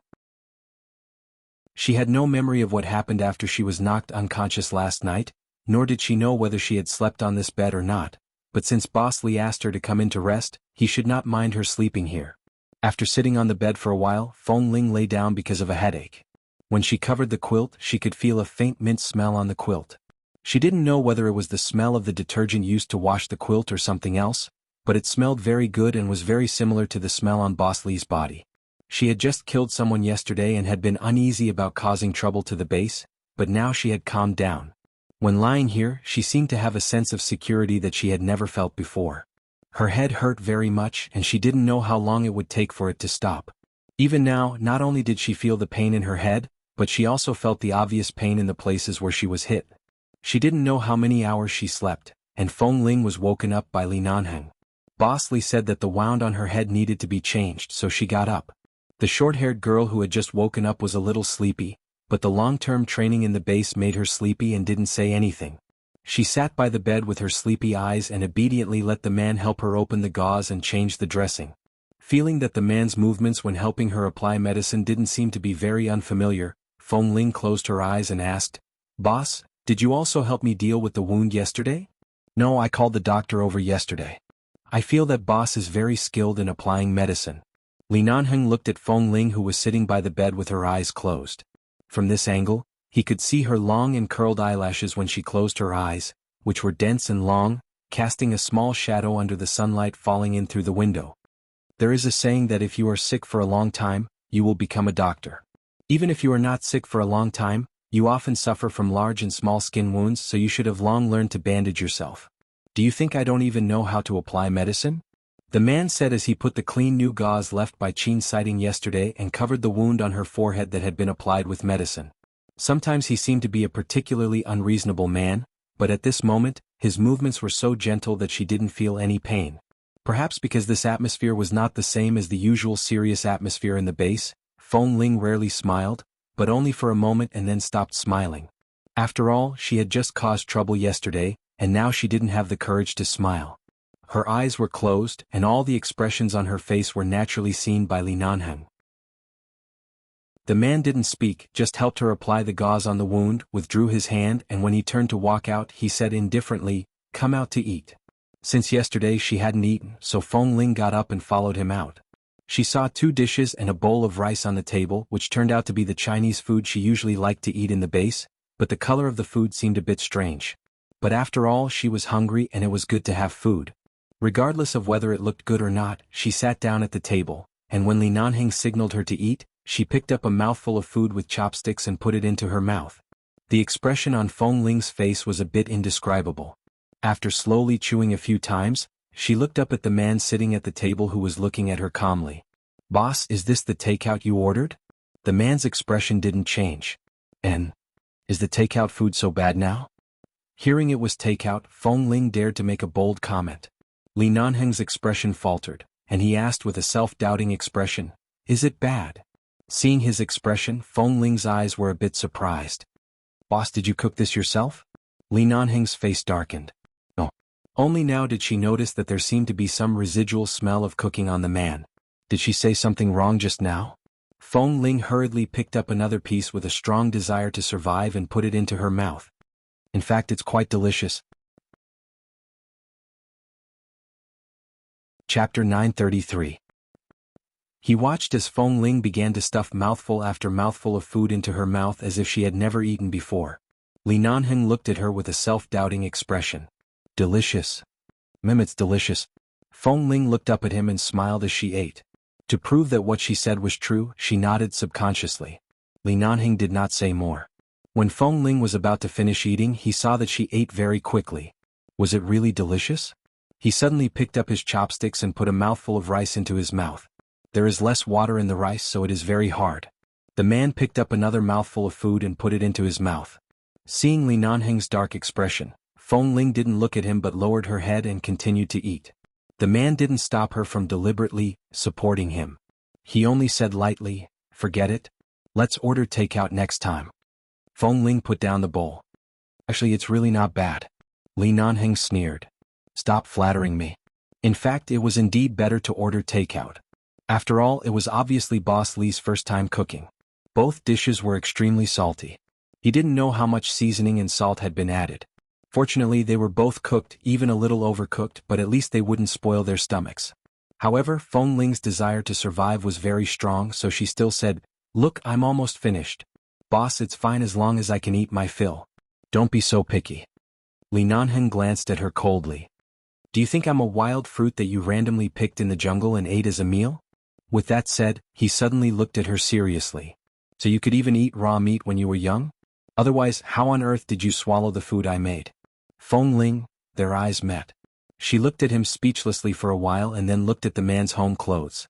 At this moment, in such a place, far away from 11 Base, far away from so many troubles, in such tranquility, she found that Boss Li's temperament was unique to a playboy from an aristocratic family.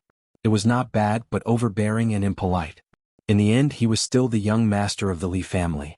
After taking off the combat uniform of the base, this man was actually a pure Li Nanheng. "I've never eaten raw meat before. I can't eat it. I remember when I was very young, the female wolf who fed me brought me raw meat torn from an unknown beast. I vomited when I saw the bloody thing. I couldn't eat it at all." Li Nanheng glanced at Feng Ling's fair little face. "So how did you survive?" "I ate wild fruits or relied on my survival instincts to find some edible weeds and vegetables nearby. I also drank the mother wolf's milk. In short, I lived until I was about 5 years old. I was very thin when I was brought out of the forest." As she spoke, she picked up another mouthful of food and put it into the bowl in front of her. "So for me, having hot food to eat is enough. I'm not picky." Feng Ling's eyes were calm. Before Li Nanheng had time to feel sorry for her childhood experience, her calm eyes erased those unnecessary thoughts. Everyone's experience was different.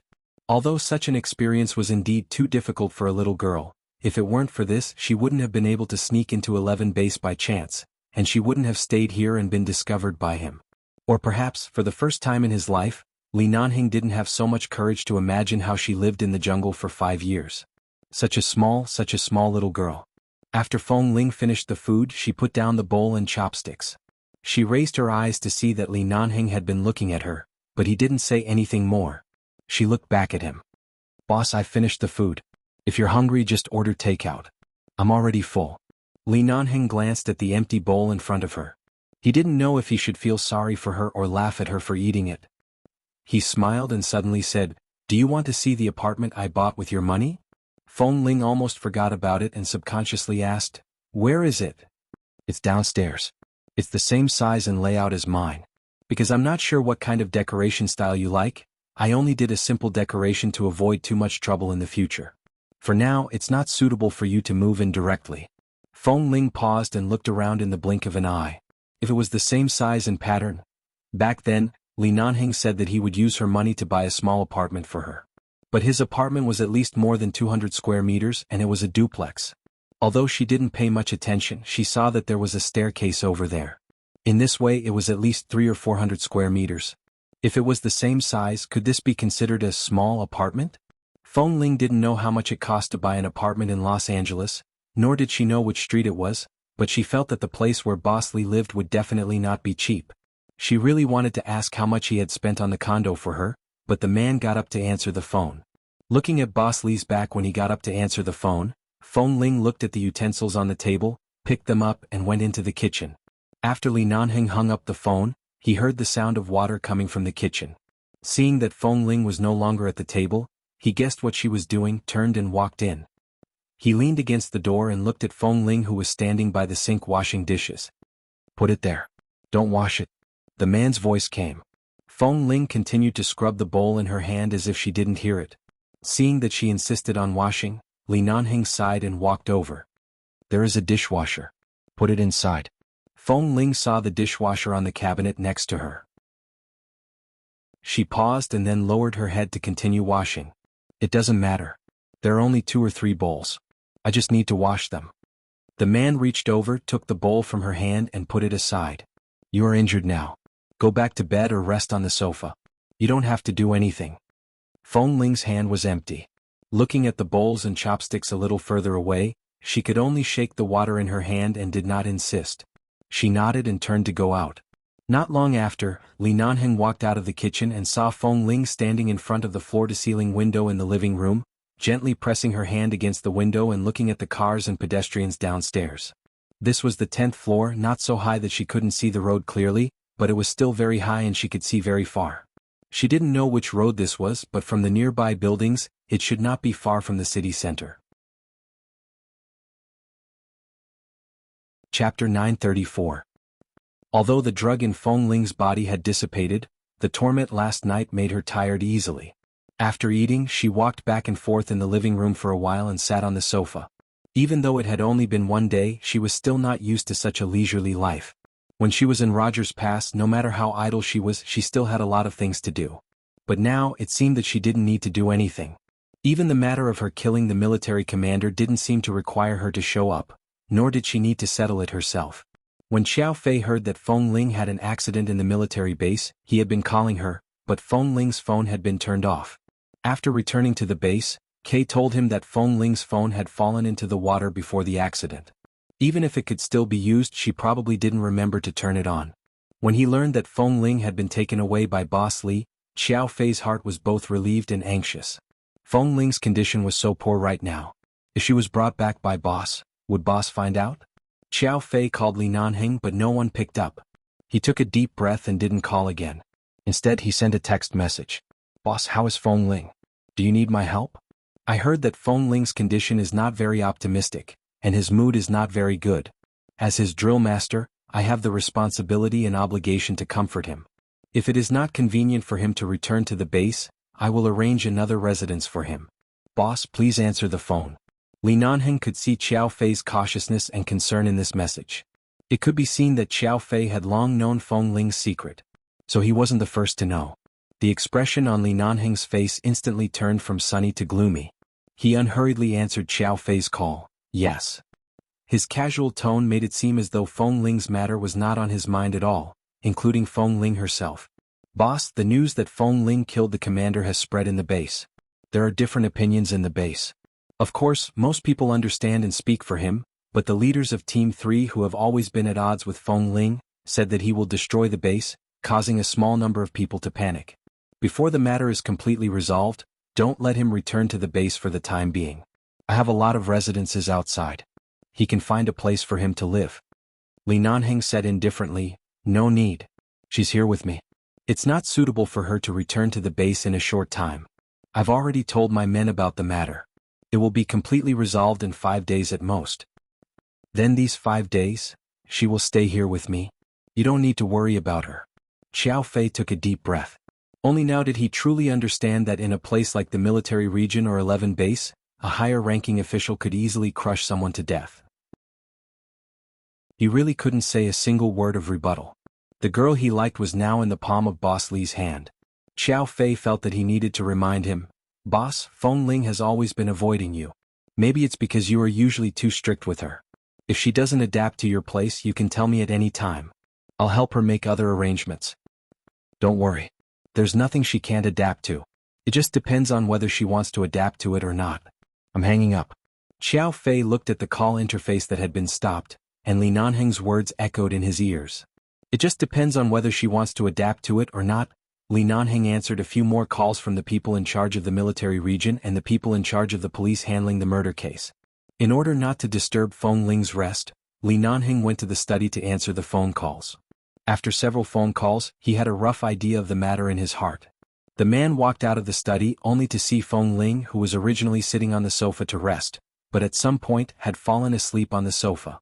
Li Nanheng walked over and looked condescendingly at Feng Ling, who was in such a poor and fragile state. The short-haired girl leaned against the back of the sofa with her head tilted. Obviously, she had accidentally fallen asleep. She was still wearing his clothes, and most of her shoulders and collarbone were exposed to the air through the wide collar of the pajamas.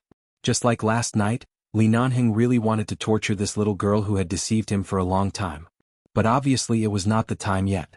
She hadn't untied the knot in her heart and was unwilling to admit that she also had the soft side of a girl. At this time, no matter what he did, he would be forced. Moreover, she didn't know what love was. Although he couldn't restrain himself with her ignorant look, there should be a limit. Love was a two-way arrow. He couldn't just be one-sided. He had to wait until she was willing to take the initiative to face him, and then he would ruthlessly make her cry. The temperature in the room was not very high. Although there was an air conditioner, Li Nanheng didn't like the temperature in the room to be too high. Seeing that Feng Ling was wearing a lot of clothes, her shoulders were still exposed.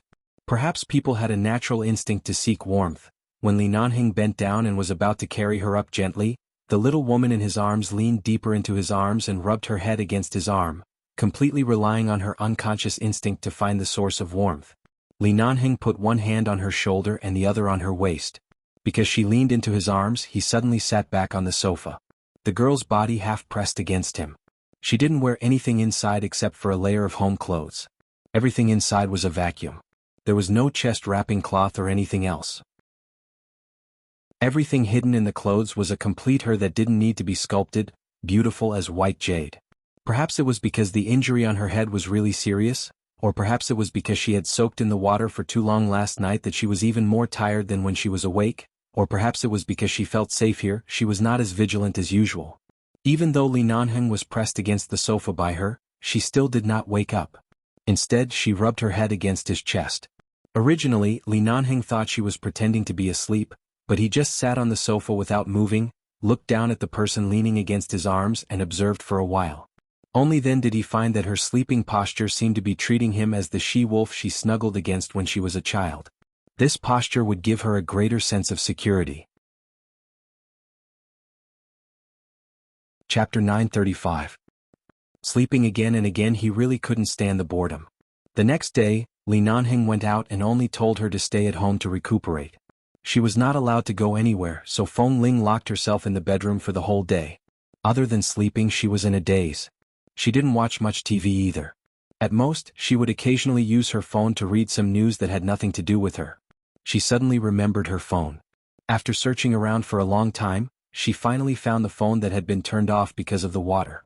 After turning it on, she found that it could still be used, but the battery was less than 10%. She called Kay with the last 10% of power, and Kay was a little emotional on the other side of the phone. "Are you all right?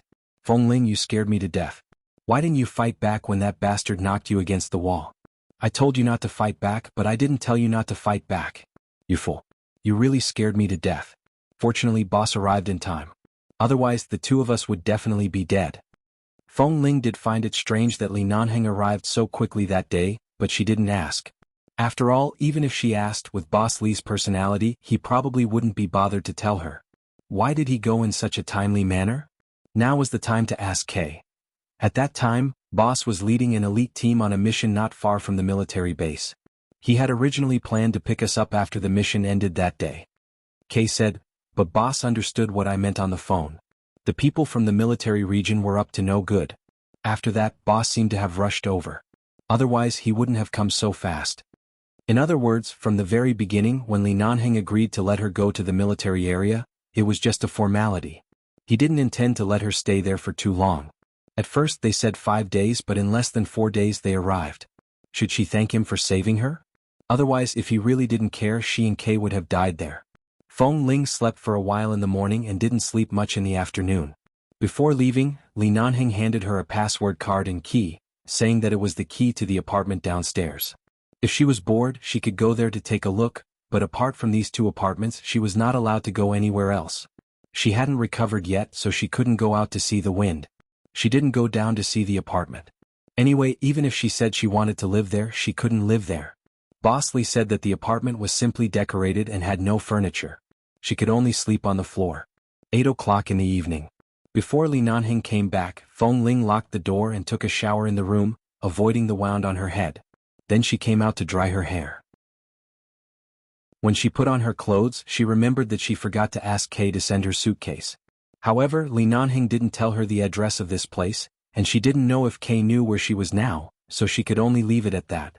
When she took a shower, she had been paying attention to the wound on her head, so she didn't brush her teeth. There were new toiletries, toothpaste and toothbrush in the bathroom that Li Nanheng had sent someone to buy yesterday.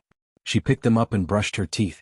As soon as she put the toothbrush into her mouth, she suddenly heard the door open outside. She looked out and saw that it was Li Nanheng who entered the door. The man's body seemed to carry the cold air outside. He took off his coat when he entered the door, revealing a set of dark gray cashmere sweater and trousers inside. It made the man's originally tall and sturdy figure inexplicably look a little worldly, but also a little gentle and meaningful. Feng Ling quickly brushed her teeth and went out. Boss. Li Nanheng glanced at her and saw that she had washed up and was ready to sleep. You didn't go out today? Feng Ling looked straight at him. Boss didn't let me go out. Of course I won't go out. It seemed that his orders were always orders and she wouldn't disobey him. She would listen to his orders, but why did she stubbornly oppose him when he asked her to tell the truth? Li Nanheng glanced at her with a faint smile. And be good. Go to rest. We'll talk tomorrow. I'm tired. She didn't need to guess to know that he would be busy these days because of the military affairs. Even if he didn't say anything, even if he said that she didn't need to care about this matter, the person who died was the commander of the military region. Although he wasn't the best commander, he wasn't a simple character either. This matter definitely couldn't be solved so quickly. Feng Ling didn't say anything but walked up to him. When she walked up to him, she vaguely smelled the faint smell of alcohol on him. She immediately looked up at him. Boss, did you drink? The man's voice was slightly hoarse. He raised his hand and pinched between his brows. I drank a few bottles with a few old friends from the military. The old men from the Li family also came today. It's fine without them. With them around, I still have to be a grandson when it's time for me to be a grandson. Feng Ling, in front of the elders of the Li family, whether it was public or private, he was a grandson, right? His words sounded as if as long as the elders of the Li family appeared, he would be greatly wronged. What he meant was that as long as the grandfather was around, the grandson couldn't be arrogant. Go to rest first. I'll go wash up. The smell of alcohol doesn't smell good, he said as he turned to go to another bedroom. Feng Ling didn't follow him. After a moment of silence, she went to the kitchen to pour a cup of warm water and put it on the coffee table. Then she turned back to the room. She had just returned to the bathroom to tidy up the foam left after she showered and brushed her teeth. After cleaning up, she was about to go out when she suddenly saw the bedroom door open. Li Nanheng walked in with a toothbrush.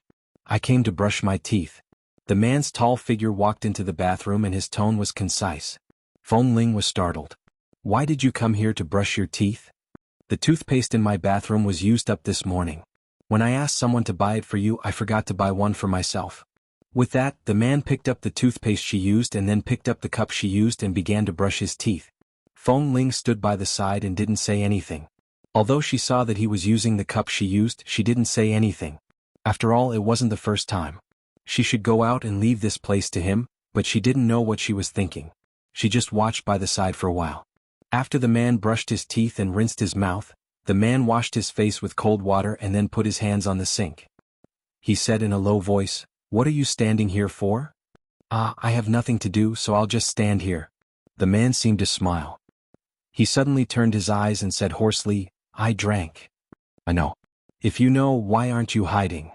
"Hiding from what?" Before Feng Ling could react, the man's breath suddenly approached. Her chin was lifted, and then the man's kiss with the smell of toothpaste suddenly landed on her lips. Chapter 936. The man's lips were slightly cold because he had just brushed his teeth and smelled of mint. Feng Ling's expression was a bit dazed. Her eyes froze and she was about to step back. At the same time, the man also let go of her waist. Looking at the shocked and flustered girl, he smiled. "All right, the impulse is over. You can go to rest." Feng Ling? He kissed her so naturally. Did he really treat her as a man? Or did Boss Li actually like men? Feng Ling stood rooted to the spot. Li Nanheng casually left his toothbrush in her toothbrush cup as though he would come back tomorrow morning to brush his teeth. Then he turned and left. Feng Ling was a bit speechless. She looked at the man's back but didn't speak. She raised her hand to touch her lips but didn't touch it. She put her hand down, walked to the bed and lay back on the bed. What was this? Was Boss Li openly seducing her? Even if she was a man, it didn't matter if he didn't mind? With this thought, Feng Ling abruptly sat up from the bed. Then wouldn't it be very dangerous for her to live in his apartment? Usually he was already so arrogant in the base. Now there were only the two of them here. What if he suddenly ran into her room in the middle of the night? It wasn't that she hadn't seen him act like a beast before. It hurt so much that she didn't want to have that kind of close contact with him again in this life. But after all, it was all in the past. At that time he was also unconscious. If she couldn't let it go because of that matter, she would be too spoiled. Besides, if he knew that matter, there was no need to say anything about her being a woman. It would be equivalent to directly being exposed. She couldn't say anything. She couldn't do anything. As for just now, he said that he drank too much. So he was just impulsive after drinking too much. Even he admitted that he was impulsive. What else could she say? He would probably forget it tomorrow morning. Early the next morning, Li Nanheng didn't go out today, nor did he cook in person. Instead, he ordered breakfast from a nearby hotel and it was soon delivered home. After washing up, Feng Ling went out to see Li Nanheng wearing a black uniform, holding a lighter in one hand. He walked back from the floor-to-ceiling window as though he had just smoked on the balcony. Although this man was a heavy smoker, most of the time he smoked, he would choose the occasion. Most of the time he smoked outdoors so he would not leave the smell of smoke in the room. Seeing that his eyes were calm and indifferent when he came in from the window, Feng Ling knew that she had thought too much last night. He was just drunk. "Come and have breakfast." The man glanced at her and walked over. He pulled out a chair and gestured for her to come over. At the same time, he walked to the opposite side of the dining table and pulled out another chair to sit down. Feng Ling walked over and sat down to eat breakfast quietly. The man also looked at her, who was as quiet and docile as a kitten. His lips curved slightly but he did not notice it. He smiled too quickly and when Feng Ling raised her eyes again, it had disappeared without a trace. However, when Feng Ling was quiet she was like a docile kitten, but when she was angry she was like a wolf. This was not something that could be found in any woman. The man placed a glass of warm milk in front of her. "Drink it." Feng Ling obediently drank up the milk. 2 slices of toast with blueberry jam were placed in front of her. "Eat it." Feng Ling hurriedly put aside the fried egg that she had not finished and obediently ate it. Anyway, Boss was outside helping her solve the problem. If she could not help him, the only thing she could do was to be quiet and obedient. She would not cause trouble so that he would not have to worry about her. Seeing that she was so obedient, Li Nanheng really wanted to hold her and kiss her hard. However, when he saw her obedient and somewhat innocent eyes, he temporarily let go of this thought and only asked, "Don't you like blueberries? I specially asked someone to buy this blueberry jam." "What? You don't like it?" "No, it's just that I don't like to eat things like toast. In the past, when I was in the base cafeteria, I would go to the Chinese food counter to eat fried eggs and a bowl of porridge every morning. I don't like bread, toast, sandwiches and the like." "And it's rare for you to take the initiative to speak of your preferences," Li Nanheng said lightly. "From tomorrow onwards I will change to Chinese food." From his tone, "Boss, will I have to stay here for a long time? You can't go out before the matter is solved, especially don't let the military see you alone outside. If you are sensible enough, you will understand what I mean. Even if the military can't gain any advantage in 11 base, as long as you show your head before everything is completely settled, someone will want to use you as a pretext at any time. What you need to do now is to live here quietly for me, recuperate and temporarily avoid the limelight." Li Nanheng did not hide anything from her. In fact, he was very frank and told her about the current situation in this way. In this way at least she knew what to do. She would not be like a reckless man who only knew how to take the blame. "In fact, if you really want me to avoid the limelight, I can choose to live elsewhere. You still have to go back to the base and go out to do something. Will it be too troublesome for me to live here?" Feng Ling looked at him. Li Nanheng's cold brows moved slightly. Troublesome? Do you think I like living in the base? Who doesn't want to come out and live a quiet life? Since I often go to downtown Los Angeles recently, it's convenient to live here. You can live here. It's not troublesome, and I'm not asking you to sleep in the same bed with me. Feng Ling, boss, I'm not talking about the same thing as you, okay? Why did you shift the blame to sleeping when we were talking about it? Feng Ling looked at Li Nanheng, who was eating breakfast, lowered her head and continued to eat the food in front of her. It was a lot and she couldn't finish it, but he pushed it over so she could only eat. In the end, seeing that she really couldn't eat anymore, Li Nanheng took away the plate in front of her and said lightly, "If you're really bored during the day, watch TV, or go to the study to take the computer and play games to kill time." "I can't play games and there's nothing to watch on TV." Li Nanheng looked at the girl in front of him who had no interest in the colorful world, and suddenly felt that if he really wanted to pursue her in the future, she probably wouldn't be interested in such vulgar things like sending flowers. "Then what are you doing? Do you have a treadmill or something here? I'm used to training every day. Suddenly, everything is good these days. I feel uncomfortable and want to exercise." "Li Nanheng, there are a few fitness equipment in the room next to my bedroom. I don't live here often, so I haven't used them much. You haven't walked around the room in the past 2 days. Do you know what's in that room?" You're tuning in to the Han Li's Wuxia Chronicles YouTube channel. We're so grateful for your support, and don't forget to subscribe to join us on this incredible journey through captivating stories. Your generosity through donations truly makes a world of difference, as it's the primary source of revenue that allows me to expand and enhance this channel for you. Thank you from the bottom of my heart for being a part of this adventure.